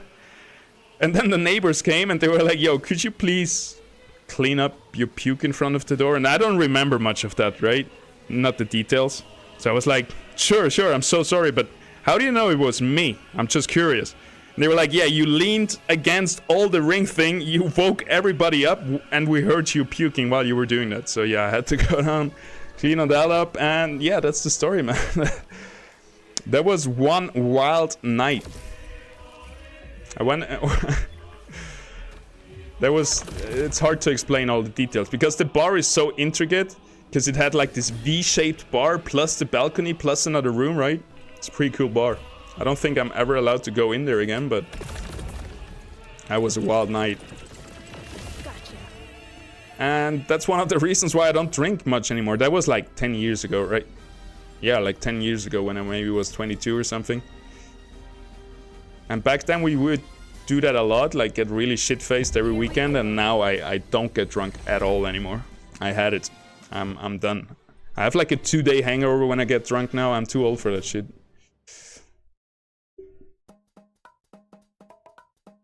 That was in Vienna, in Austria.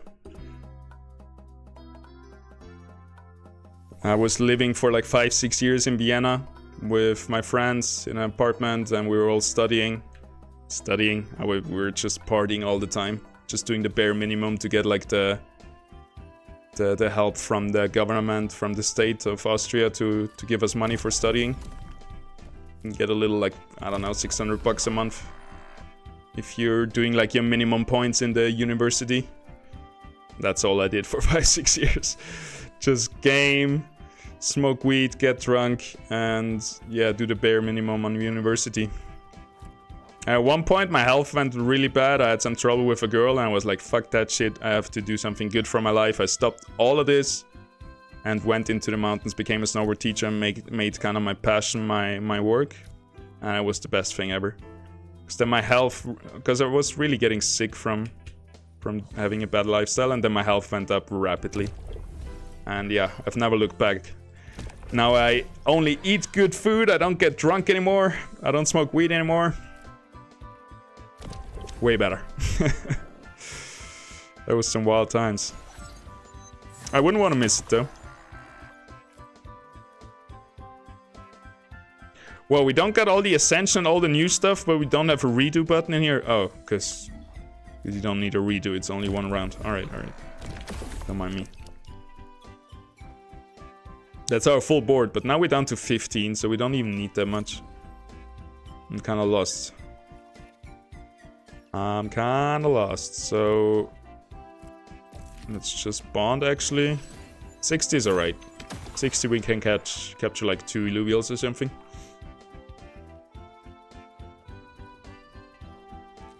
That's it, right? We don't need more. Let's just focus the rogue first, their damage dealer. Then there's only 2 bulwarks left.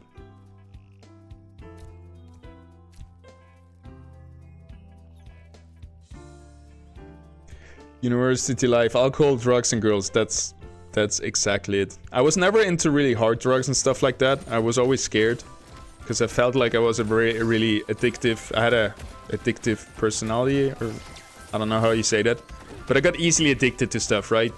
Cigarettes, weed, never alcohol though. So I'm lucky about that because that's a hard addiction to quit. That's why I never started coffee, because I saw my mom being addicted to coffee. I was like, nah, I don't want to be a zombie in the morning until I get my coffee. And it's an acquired taste, right? So I tried it once, didn't taste good, never tried it again. And that's why I also never ever tried any hard drugs like cocaine or anything like that, because I felt like I would instantly get hooked to that, and I didn't want that. And yeah, I'm happy about that. I don't judge people who did it. I feel bad for people who are addicted to stuff like that, because that can really ruin your life, but yeah, maybe I should have tried out more stuff. But I think I'm gonna do that when I'm old. When I'm 60 or 70 or something, I'm gonna go into like Molly and cocaine or whatever. I'm gonna give it all a try. Because I don't want to die, I think, without having tried all those hard drugs.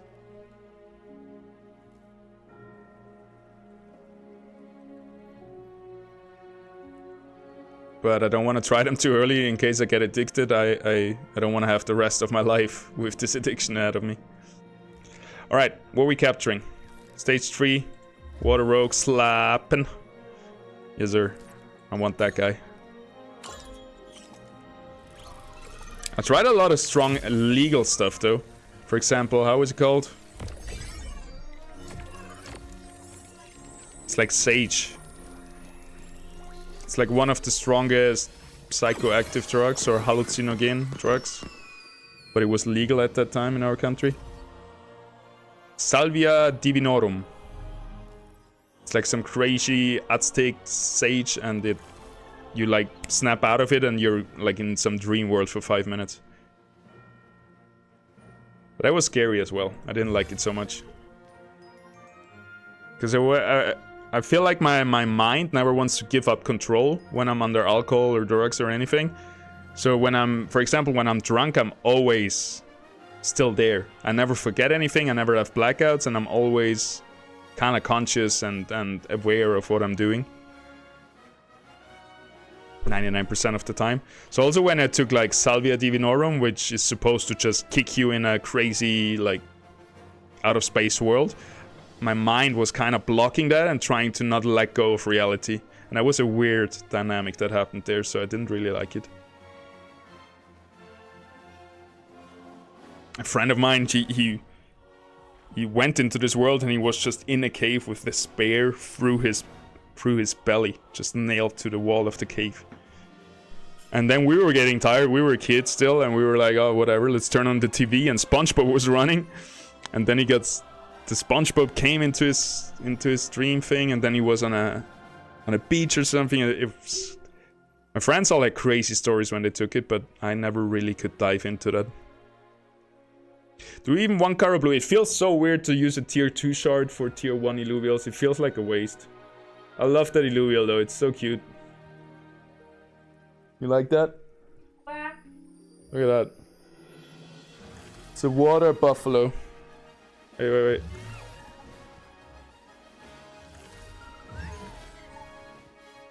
Isn't it cute?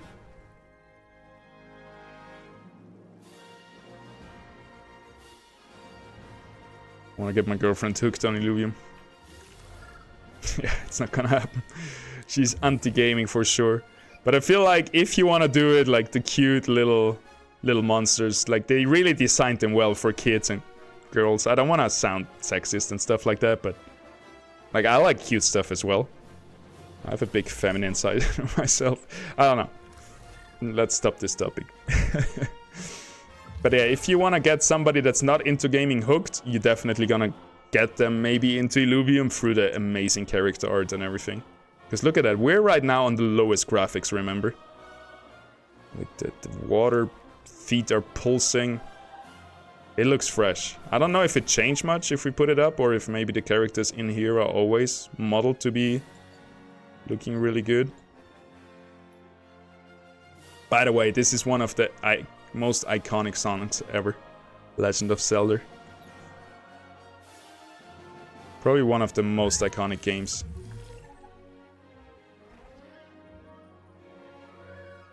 Yeah, not much changed. Now he has a shadow and some bubbles flying around. But it feels like the characters are rendered out in pretty good graphic already. Even if you play on low settings.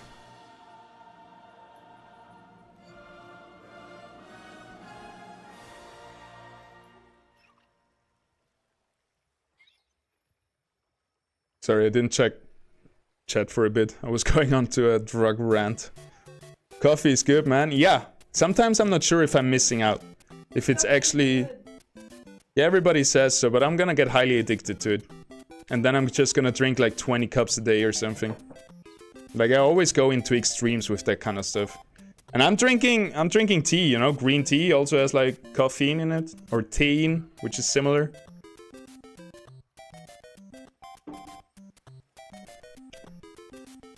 But yeah, a lot of people tell me coffee is good.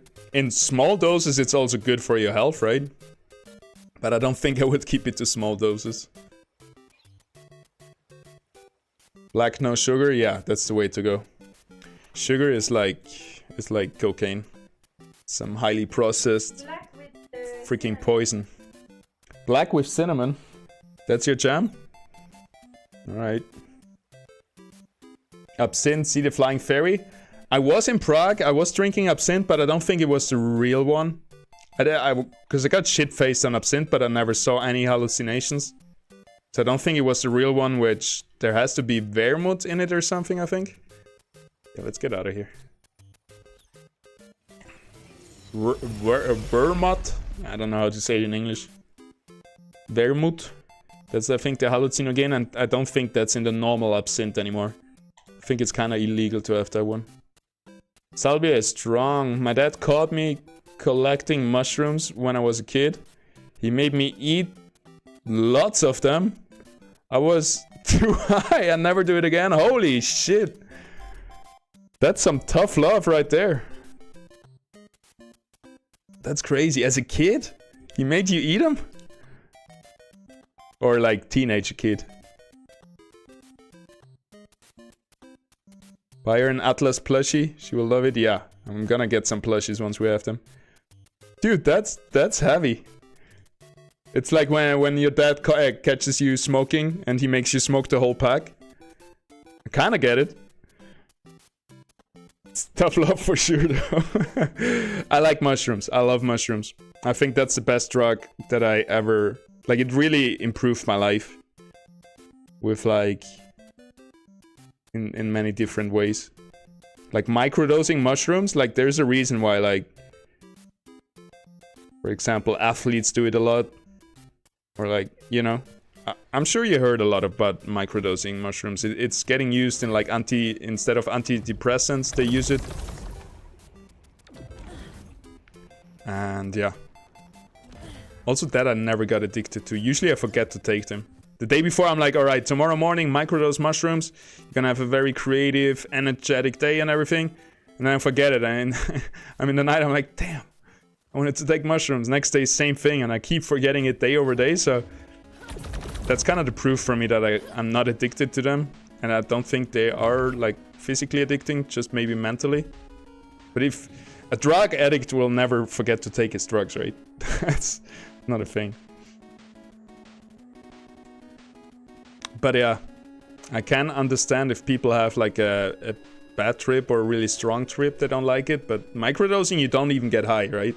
It's more like a coffee feeling. You're like more awake, but also more creative and more happy with just mundane things. Even if you do some stupid work, if you have a microdose, I feel like it's like...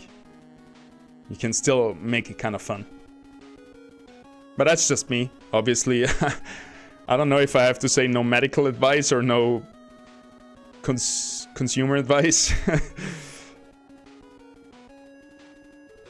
And also everything I say about any drugs that I ever took that might be illegal is obviously just a joke.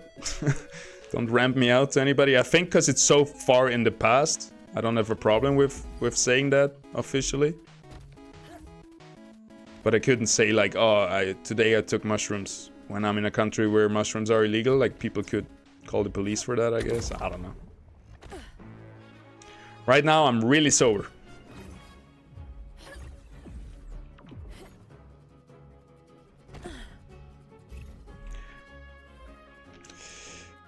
Well, today at least we talk a little bit more about stories.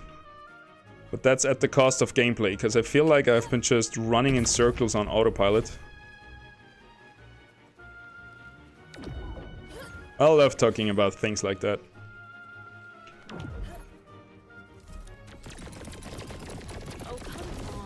Oh, come on. We made it rain. How did we not hit anything? I think humans in general are just addicted. Maybe be it dopamine, pleasure, whatever it is. And we just need to balance it and find like a good way of handling all of this. I could never go 100% sobriety.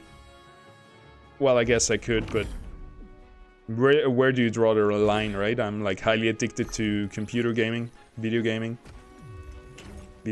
I'll take it. And other things. I found a little bit of a balance with content creation with gaming. So now it feels like more I'm doing it for work, and then after that I'm not really there yet, but I would like to just shut off and maybe read a book. go for a walk, spend quality time with my girlfriend, and not keep playing even after I'm done streaming. But that's not gonna happen. I'll use it. Well, it's not like not 100%, right? I'm still gonna have days where I wanna game for myself.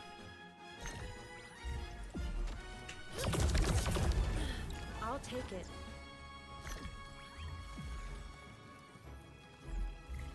This looks good. This looks good. I love the flying leaves.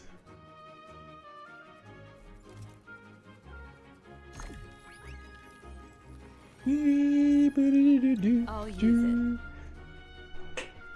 Agu More, buen día, mi amigo. Saludos desde Argentina, campeón del mundo. Y próximamente de Illuvium tiene que traducir tus directos en español. Sí, amigo. I'm sorry, I don't speak that much Spanish. I'm trying to learn it. Give me a year or something and we can have a Spanish conversation. But yeah, mostly, it's mostly English. Helps open your brain path relief. What's brain path relief? But I think I know what you mean. Like open your consciousness and just not have so much brain fog, maybe? Can you find shards in any stone or just in specific color? There is some stones that have a better chance for shards, but you can find them in any. I don't remember which one it was that has the best chance. I think it was the green one. But you can find them in any, but they are...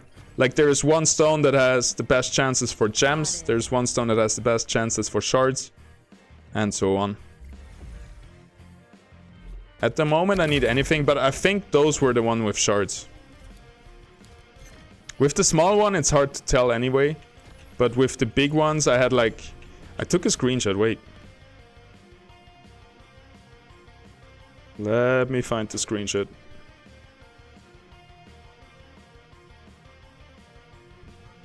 And I think everything is... I would do guides about this, right? I did a lot of Overworld guides when the first beta came out. But since all of this is gonna change and change, I wanna wait till we know it's gonna be final.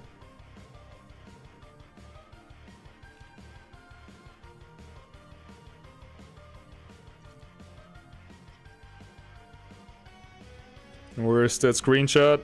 That was the craziest ore, the craziest stone I ever found.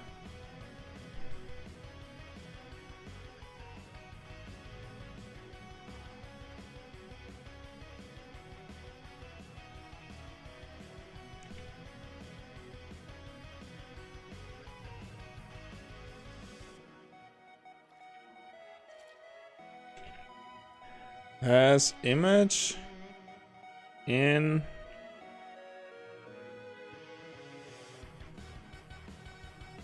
Overworld.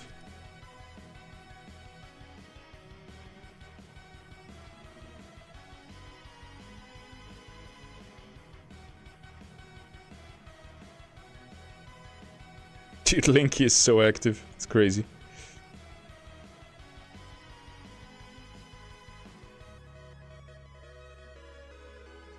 It should be here.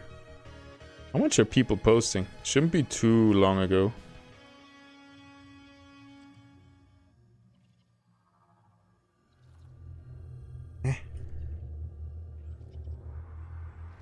It's so weird. Sometimes in Discord I cannot search from. Like I cannot search for just my messages. Well, I guess I'm not finding it. Don't think it's that long ago.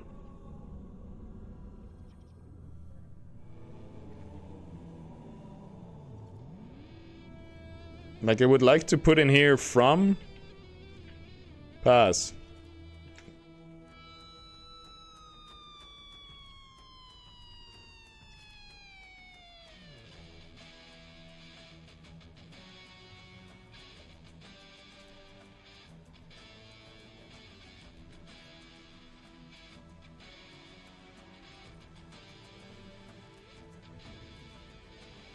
Yeah, I'm not gonna find it. I'm gonna find another one another time.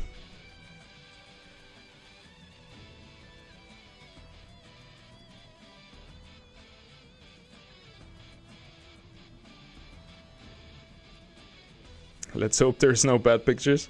I don't have anything that's not safe for work, I think, on my computer. That one is pretty cool, no? It's like the... Where does that one stand? Like the famous statue? Some Spanish-speaking country.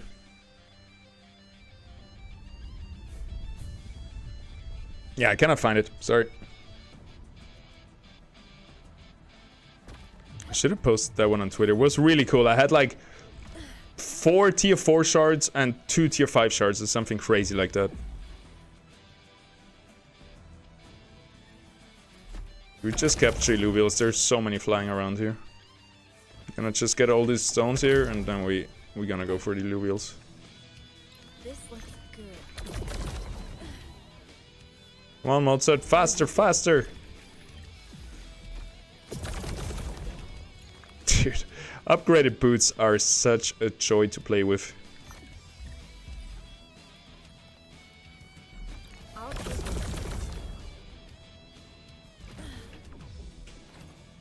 There's so many Illuvials. 1, 2, 3, 4, 5, 6. So many stones as well. There's just so much more stuff in This looks good. in anything else than tier 0 runs. Got it.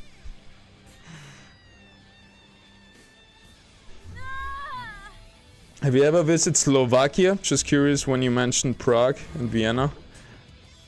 I'm not sure. I don't think so. I always wanted to. I heard really good things about Slovakia. What's Slovakia's capital again? Is it Budapest? Or am I tripping right now?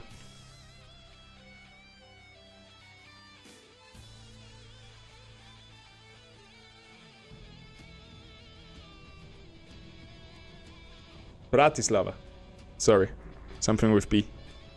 No, I've never been Slovakia. I do wanna see it though. It sounds really good.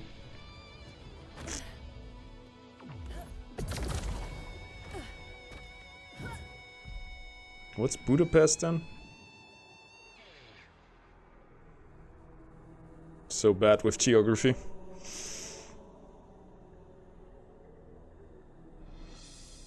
Oh, Hungary is Budapest.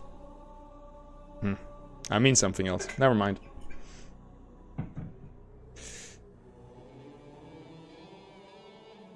Are you from Slovakia? Would you recommend a visit? My friend puts subtitles in Spanish on your live streams. Please, greetings from Argentina. Oh. Wait, what? He's putting subtitles in Spanish on my live stream or on his live stream? How would he put it on mine? I'm down for it. Do it, please.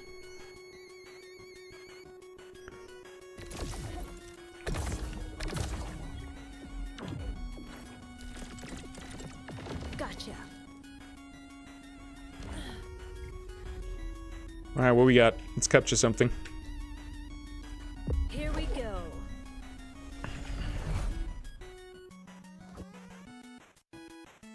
Greetings from Argentina. That's a place I really want to visit too. That would be Argentina. That's a big goal. Generally, I have a lot of places that I still want to go.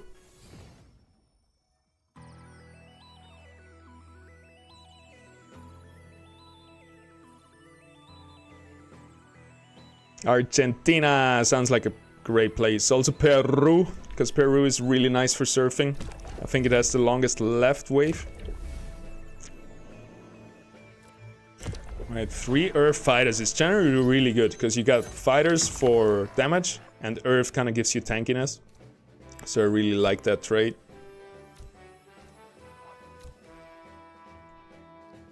And then probably we should just, instead of a Lynx, bring 3 nature bulwarks or whatever it is, 3 bulwarks.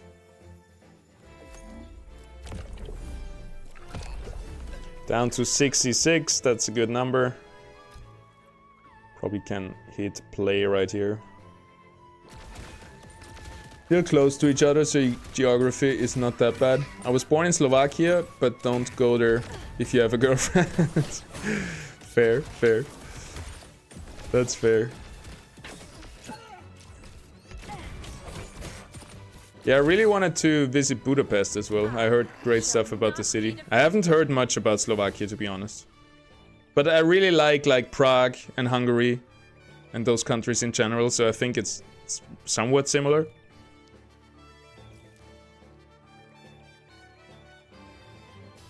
Like going out for a beer in Czech in general.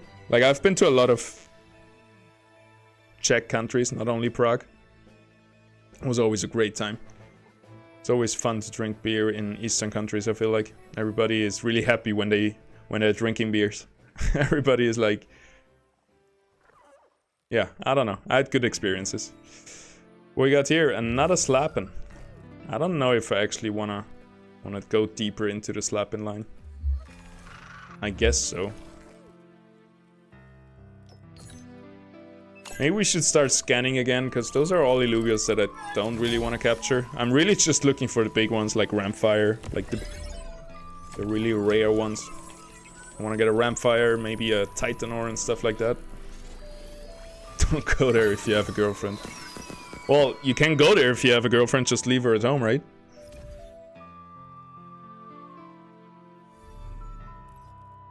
I love that she has noise cancelling earphones. She doesn't hear shit.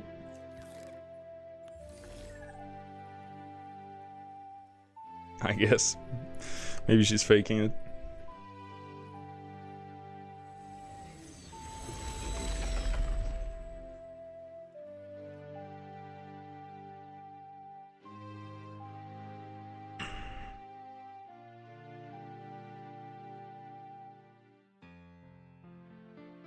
And I'm really sad to say, because we were talking about addictions earlier. I'm really not proud about that and kind of ashamed about it, but I'm still addicted to cigarettes. And I gotta stop very soon, because my mom was a heavy smoker and she stopped smoking. And now I'm gonna be visiting her for like a month or something. And I don't want to smoke in front of her, because we would always smoke together. So now when we talk, I cannot smoke, otherwise she's gonna really want to smoke, so I have to... I wanna stop anyway, because I'm surfing and doing sports a lot, right? It's really stupid to be smoking if you're into sports. And I stopped before, and I can't do it again. But this is something that I'm really not proud of. This is a tough addiction. But yeah, soon I'm gonna stop in a few weeks, or at least try to.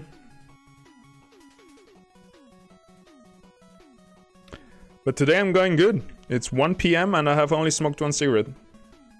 That's not bad. I didn't get up to smoke yet on the stream.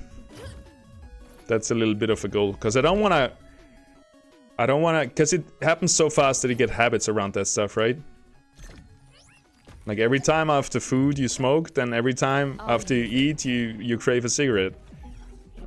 Like anything that you make a habit of doing something, especially if there is addictive substance connected to it, you're gonna get very fast a really bad habit. So I don't want to make a habit like every time before I start streaming I smoke a cigarette every time after and stuff like this. So I want to keep my full content creation away from any substances. I thought sometimes to start drinking on stream, because I think I'm pretty funny when I'm drunk. But then again, that sounds like a highway to alcohol addiction, which is, I think, one of the worst addictions you can have. And even though I never had a problem with alcohol, like I can be binge drinking for weeks and then not even think about it for the next months, I don't want to risk it. I do want to have some drunk streams though, occasionally. Ideally with somebody else, so I'm not drinking alone. While you're on stream, you're not alone anyway, right? I'll use it. But I've never done a drunk stream, and I think it could be really funny. I think I'm an enjoyable drunk. I'm not annoying or not aggressive or anything like that. I'm just more confident and give less shits. Today we don't give a lot of shits. We talked already about drugs and drunk stories. stuff like that. We're going deep today, and that's how I would like for it to always be like. I don't like talking not real stuff. Which feels weird, because I kind of build my Illumination brand around like guides and stuff like that.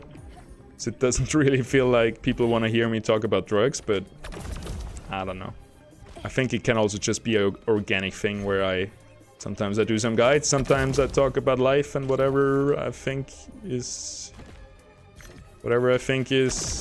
people get some value out if I talk about it. Because I think there's a lot of value talking about your addictions and talking about like also maybe things that you're not so good at or need to improve on mentally, physically, whatever it is, socially. For example, when Grant announced that he had like problems with alcohol addiction the last months or in general, and that's one of the reasons why that's like in combination with his burnout in Illuvium and one of the reasons he left, I thought that was pretty huge. Like, it gave me a lot of value with my addictions, and I thought it just is a really brave move to talk about that from his perspective.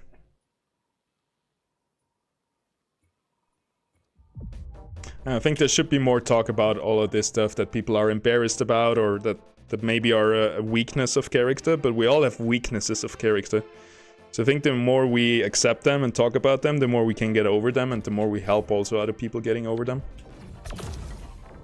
So I enjoy doing that. First step is admitting it. Yeah, right. And then the next few steps are gonna be talking about it. It's the same when you have like mental illness. I think one of the best things for mental illness is just talking about it to someone, with a friend, family member, whatever it is. Like, I heard a lot of psychiatrists or whatever it is say like, it's good if you go to therapy, but the real reason for therapy is just that you have somebody dedicated to talk to. And if you can also maybe find a friend to talk to it about it, or even just start streaming, even if nobody's listening, just talk about it, no matter what the setting is. I think that helps a lot with many problems that people have. Right, what are we doing? What are we even doing? We used up all our energy, so we can only go into tier 0 runs. So might just go back to Illuvium Arena. We play a few arena games, see how it goes, and then we're gonna call it a day, I think.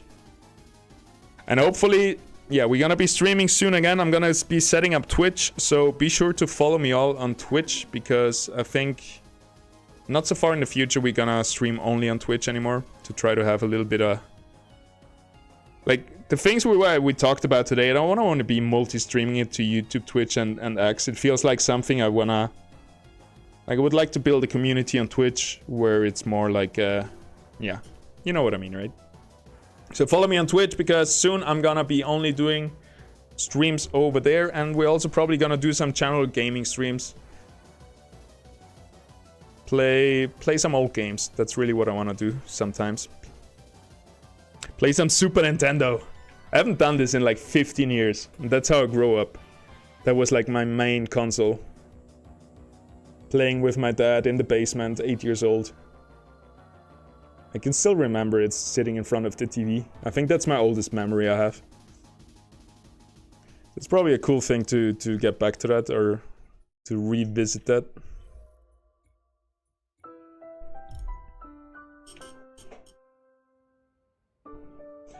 Didn't know that's the reason for Grant's leave. Hope he's doing good. Yeah, if you want to read the message, I think it's also pinned in general chat.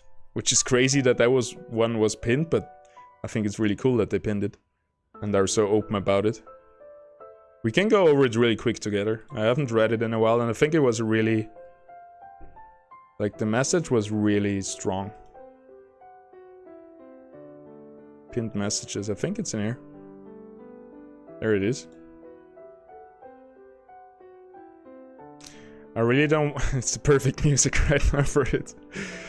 I really didn't want to say it, but okay, the info I provided prior to my resignation and the announcement was absolute dog shit.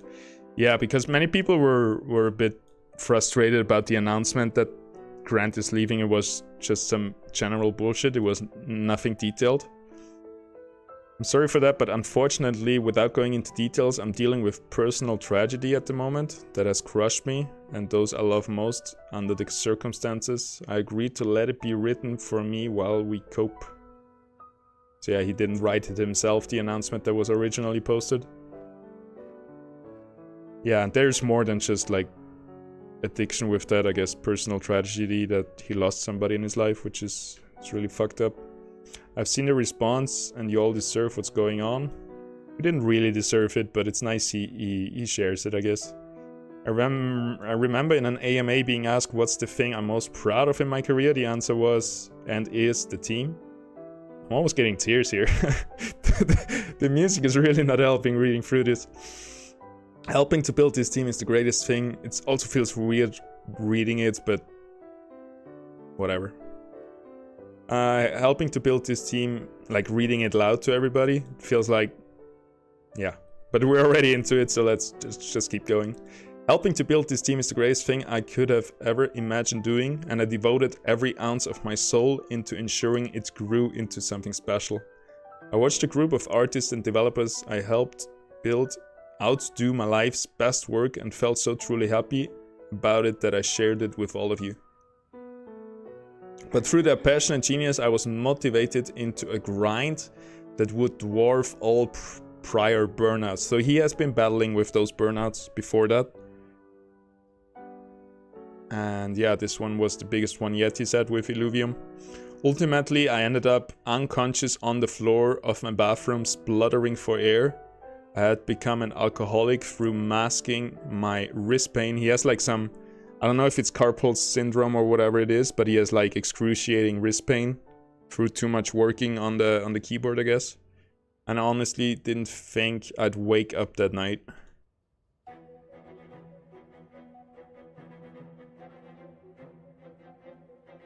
My friend found me surrounded with Uber Eats bags and empty bottles of whiskey. 24 hours later, the Illuvium trailer was released. After that, I promised myself I would never let that happen again, and slowly but surely made sure our brilliant team could handle everything without me. I hired more artists and taught them the things only I was doing, and through acknowledging my weaknesses, I truly believe I succeeded. While I have still worked incredibly hard these past 2 years, my influence significantly lessened and I've slowly reduced my scope and input. The team knows this, it was no secret to them, but to say things were perfect would be a complete lie. I always justified my decision by stressing how much I did early on, but I never expected anyone to agree. As we get closer to release, there was a very clear strain between Kieran and I, so there was also some different opinions and visions for the game. I think mostly Grant was really down to double down onto art, which was good. But at one point, I think it was also good that Kieran took over and just tried to push. Like his vision took over and he tried to push for the release. And just said, alright, we're done, art is good enough, we need to now focus on getting the game out as fast as possible. And I think that was the strain between them, but I don't know, I'm just speculating. I don't think he believed it was fair that I don't think he believed it was fair what I was doing. And you know, maybe he was right. Like giving away his work to his co-workers because he knows he cannot handle it forever, I guess. We're fiercely competitive and there's always so much pressure on us from the community, investors and own expectations. But at the end of the day, I was scared shitless of ending back up on the bathroom floor and I stood by my decision. With open beta immediately looming, arguments were had over this topic, sometimes very heated and unhealthy. If any of you think running a project this big isn't without its major hurdles, you're joking. We all agreed that if things weren't to change, it would be better for me to step down and hire in areas that are far more critical during this phase. Honestly, I hoped that would be after release, but Illuvium doesn't have infinite time or budget. So another point was that kind of Grant's job was done. He was like recruiting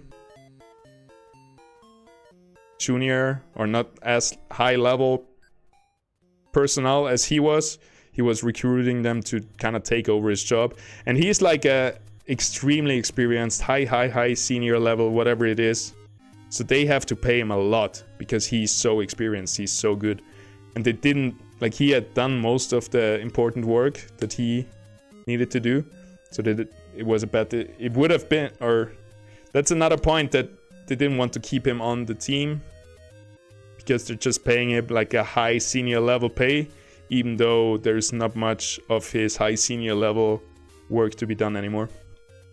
Honestly, I hope that this wouldn't be happening if I wasn't sure the team has this sorted. And for those mentioning damn Palworld, go check my recent message on the topic. I'm sorry this still seems like a shock to you. Illuvium has a huge year ahead. And at the end of the day, I'm always open that Netflix series to that Netflix series or movie. But in terms of the game, my work proudly is done. And anything we see in the game, all the art, Grant had at least a finger, if not a full hand, if not his full body in every piece of art that we see in Illuvium, and it's breathtaking. One of the best art, and also one of the best art that will stand the test of time. In 10 years, you can still play the same game, I think. Similar with World of Warcraft right now. As a community, you all inspired me to give you the joy I had as a kid playing Pokemon. Now we'll be collecting Illuvials on day 1 as a community member, which, ironically, I think is pretty sick. I think that's pretty sick as well. And very, very positive responses. Before that, I don't want to scroll up. Yeah, that's basically it. I love it when people throw around wild assumptions without anything to back it up. Like, people were just assuming.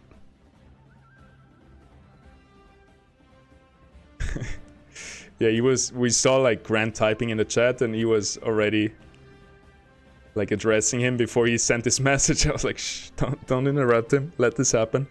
But yeah, people were throwing out wild assumptions why Grant has left. And then this came. I think that was a huge move from him. To be that honest, is vulnerable, and really be open to what really happened. I really, really respect that. And then he leaked the trailer. Funnily quick. With the Illuvials roaming around.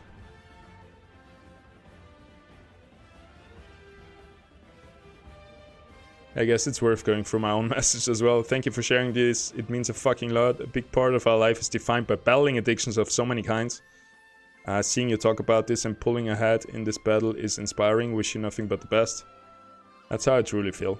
Like, it's inspiring. It takes a lot. It's a big feat. And I hope he's doing really good now. That's really my biggest hope. And I hope we're gonna be playing with him one day. Maybe have him on the channel. Do like a bro versus bro game challenge. Similar to what I did with Viper and Scoriox. Something like that. Because my original idea, or my original dream when I started this channel, was to interview all the 3 CEO Warwick brothers. And I've interviewed Aaron and Kieran. But never Grant. But we will still do it at one point. He cannot talk about Illuvium. He's still under NDA and everything. But maybe just want to talk about life to him or whatever it is. I want to have him on the channel one day. That's still a big dream, and I think we'll succeed one day. Do I have a good deck on this account? Doesn't look like it. I think we're gonna relog. Sorry, I was ignoring messages while I read that. Let me go through them.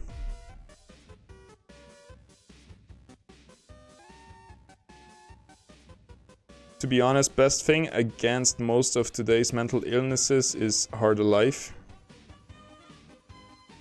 Are you also more in crypto overall or just gaming Illuvium? It's like half-half. About the is harder life, I guess, yeah. We have a lot of free time now to be worrying about all this stuff. But I think a lot of mental illness is also connected to addictions. And then it gets kinda gets a different thing.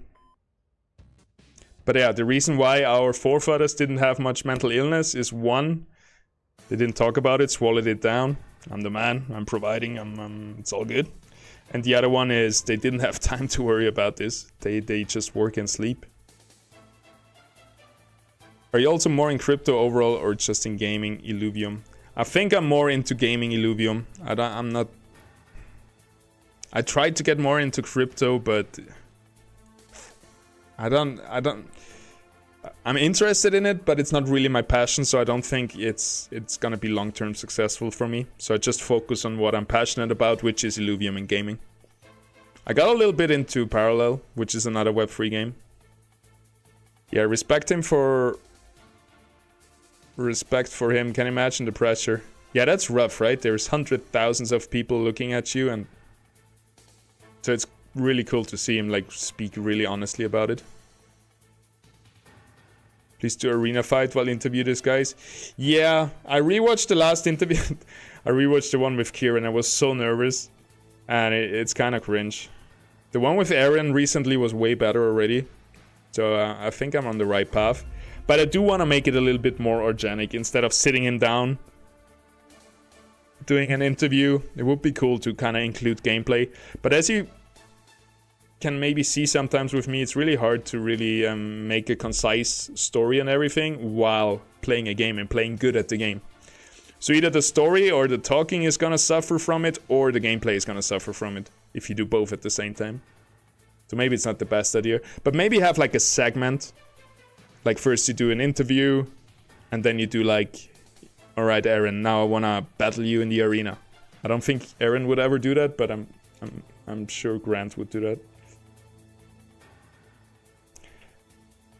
But I don't think Aaron would never do it, but I heard him say a lot that he is, like, he's developing the game, and he, in his head, he sees the game how it's gonna be in a year or in the future.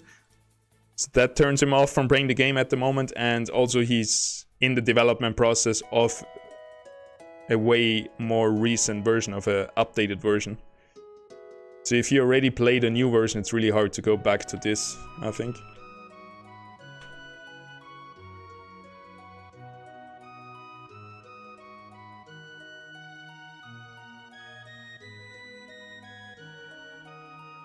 You don't need to play good, it just need to be fun. Yeah, that's true.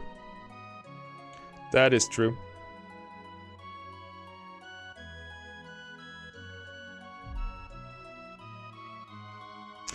I started doing a podcast, by the way, with Viper. We recorded our first episode. It's gonna probably be out, I guess, next week, earliest this weekend. And I hope we can interview more people there. I think we have a good dynamic, me and Viper. He's more the analytical guy, and I'm more the dummy who asks questions. I think that's a good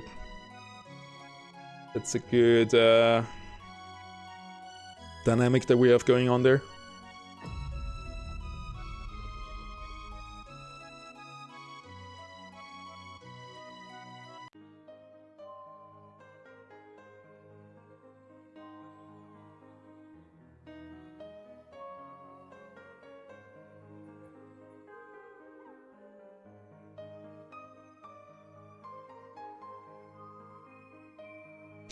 Dude, I really hope that Illuvium is bringing back tournaments soon.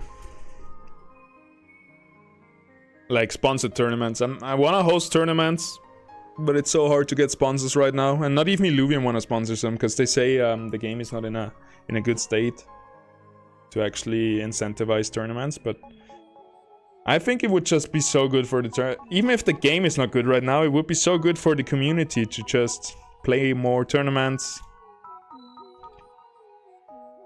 Also, it would be really good for me to practice hosting more tournaments, because so far, usually my internet was just shit and the tournament stream was laggy, which is really sad. But also production level needs to go up, so I need to practice, I feel like.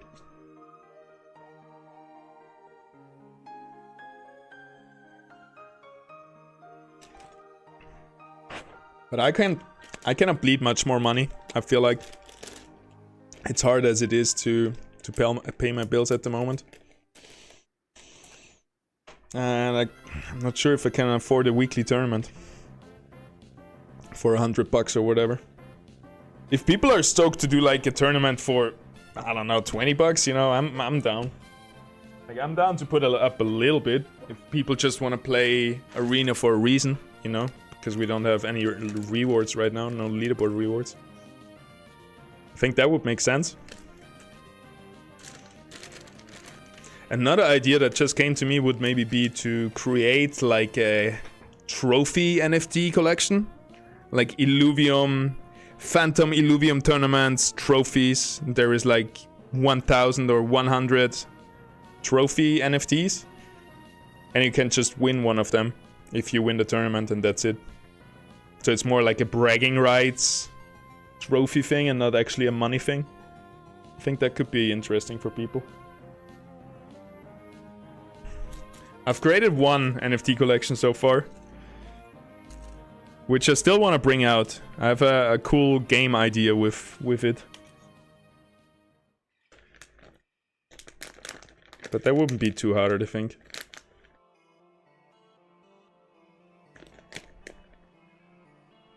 Will I grind for airdrop? Yes, sir. 100%.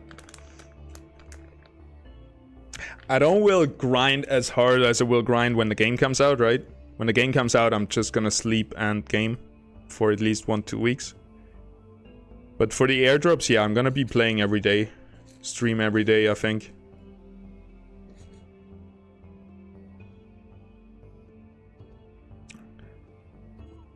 And it's gonna be cool, because I also want to practice the game loop, right? Start Overworld from 0, capture some Illuvials, take them into Arena. Like, finally, I think we're gonna be able to just play what we captured, which is gonna change the whole feeling of the game. You cannot bring in a Ramfire. You're not gonna have a Ramfire until you pay a lot of money or played for a long time, till you actually collected it yourself. Like, we're gonna play competitive Arena with tier 0 Illuvials and stuff like that. Every day the meta is gonna change because people are gonna capture new... Or there's not gonna be a meta. Like, the meta is whatever you have in your deck and whatever you can use. So I'm really looking forward to that. See how the original game loop is gonna look. Because right now we all have god decks, right? Everybody has everything unlocked. Which is cool, but also it's not how the game is really gonna feel like.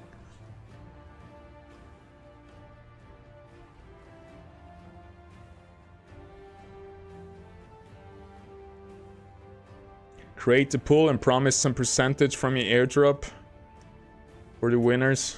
I don't know if that's not like too far in the future and too far-fetched, but it's a good idea.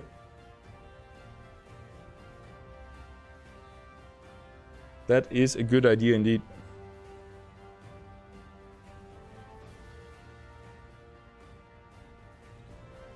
I'll be right back while we load in the game.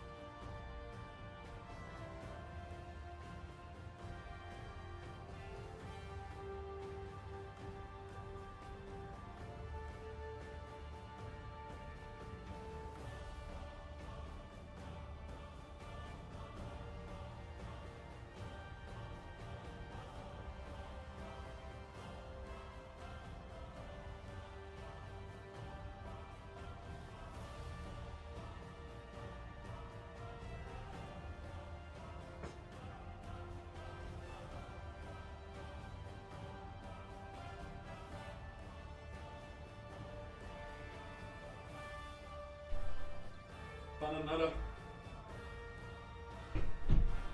mushroom, big one. Oh yeah? Yeah. Behind the van. Oh shoot, we're in the game. Alright, we're not gonna play the first round. Just gonna see what he positions.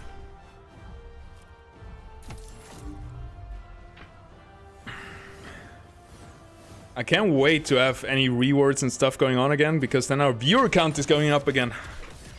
I fell off. I don't mind because there's people like you in here. Veggie. I don't know if I probably say that wrong. So I really appreciate you hanging out. Have somebody to talk to.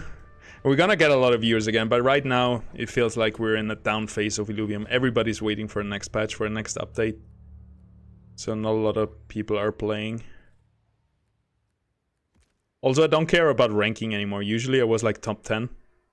That's when a lot of people tuned in to see what I play.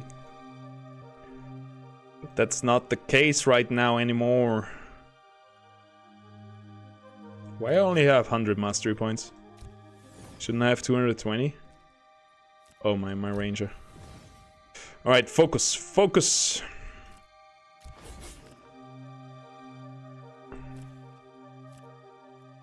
Yeah, I should play, I should do daily arena streams again. I think that's why I fell off. I tried to do like... tried to experiment a little bit with my content. And not really do the meta, which is just arena. Good thing is we can position against... What is he playing? He's playing fighters.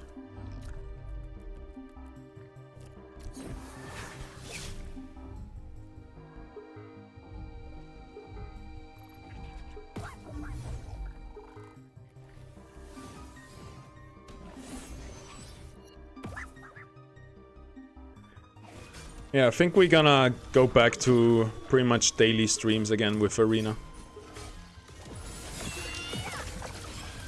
I also want to stream some parallel. I don't know if people are interested in that. But I like the game.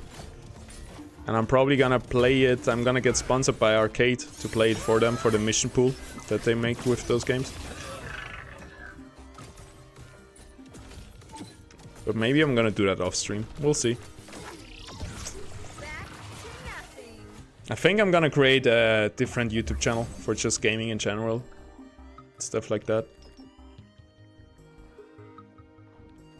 But then again, I have extreme high hopes for Illuvium. So maybe I just want to double down on Illuvium and just give it my best. I'm gonna do a YouTube video after the stream, by the way. So tonight you're gonna have another YouTube video. I'm gonna do some guide about something. I'm not sure about what yet, but we'll see. Alright, get Spore activated. Boom, boom. And get in the rogues. That's it, full board. There we go. Not sure if I want to let Adorius tank yet, so let's put him in a safe position. It's gonna be an easy match, right? It's not a mirror match, we're playing the meta deck. He doesn't have much chance, I feel like. I hope he does. He's playing 5 Earth, 3 Fighter, Berserkers. It can also be nice streaming content if you promise people rewards connecting to your airdrop. Maybe even connected to other earnings aspects of the game. People watch you hunting. And I give away Illuvials that I hunt, I guess. If they will have some percentage from Illuvium if you sell. I thought about that, right? I did some streams where I was giving away discs and stuff like this, but it didn't feel like people were really coming to the stream to get money. And I don't know if I want to build my brand around that. I'd rather just have people come because they enjoy the content, so I just want to get better at making content and not kinda make people come because because I promised them money. I do want to do more giveaway streams in the future though.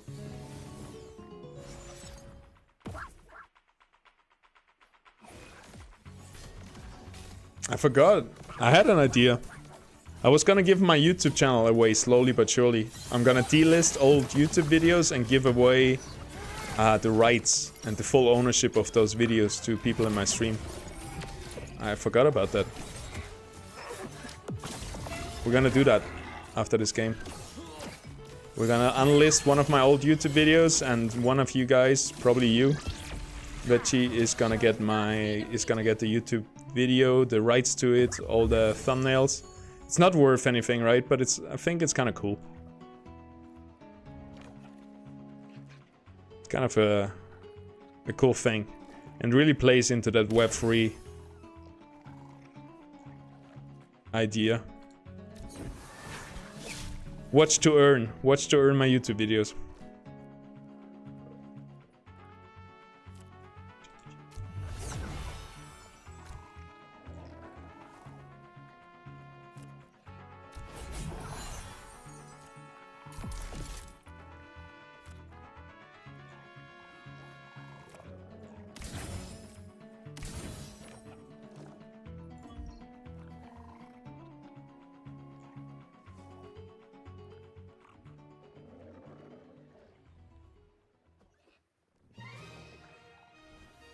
Two hours 40, man. Time flies by when you're having fun.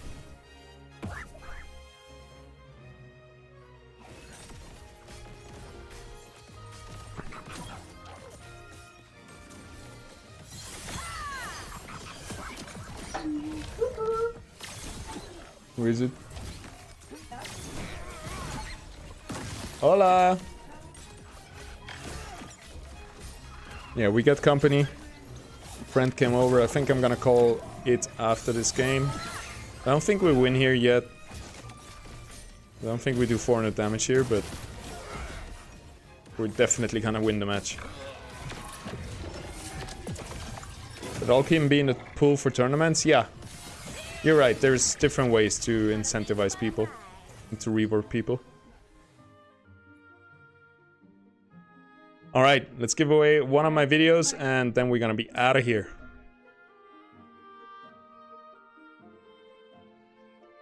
Cuckoo!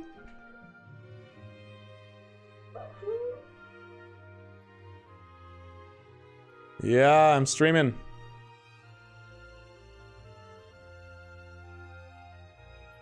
Ja, geht schon.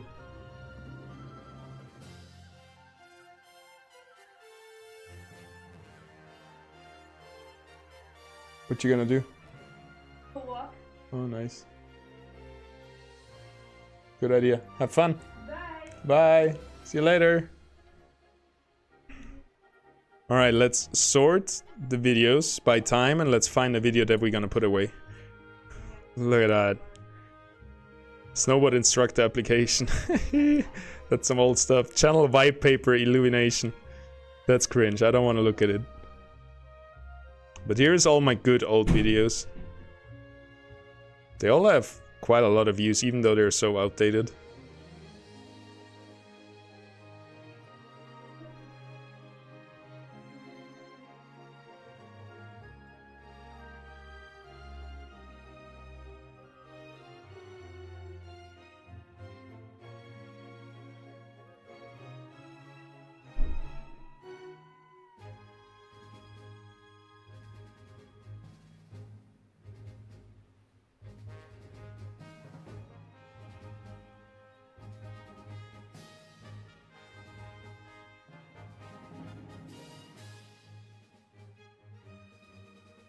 Alright, there we go.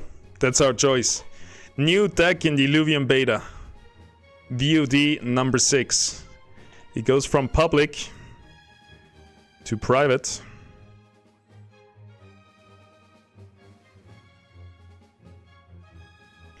And yeah, Veggie, since you're the only active chat in here, I'm gonna give it to you. So now we're gonna put here, owner. Veggie, I'm still not sure if I'm saying that right, by the way. 333. And that's gonna be your video. You own the thumbnail, you own the video, and you can do whatever you want. You can hit me up, I can give you the download link for it. You can tell me to put it online again. You can do whatever you want with it. You can do nothing with it. It's gonna be yours forever. And maybe in the future we can even like activate it again and then you get all the revenue that it generates. Like I said, this is an old, outdated video. It's worth basically nothing, but I think it's cool. You own now one video of my channel, and that's it, that's all. That's the whole story to it. And hopefully, Every stream I'm gonna give away more and more videos, unlist more and more videos. We're gonna get rid of all the outdated old videos, and people are gonna own just videos of the channel. I think that's a cool idea. That's yours. If you wanna have the thumbnail or the video, just hit me up in a DM and I'm gonna send it to you. Yeah, you don't have to do anything with you. It's gonna be yours.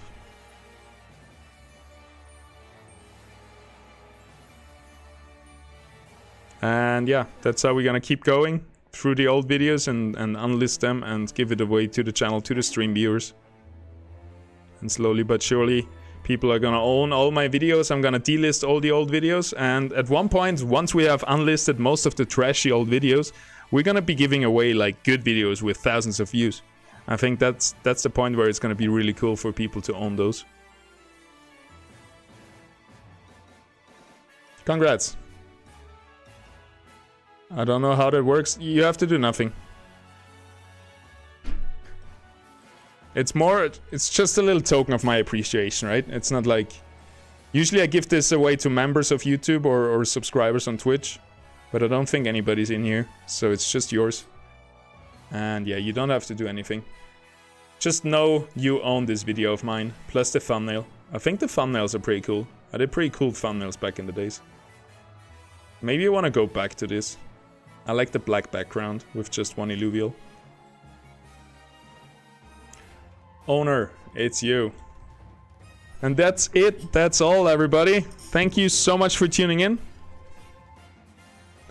I hope you liked the content. If you do, subscribe to my YouTube.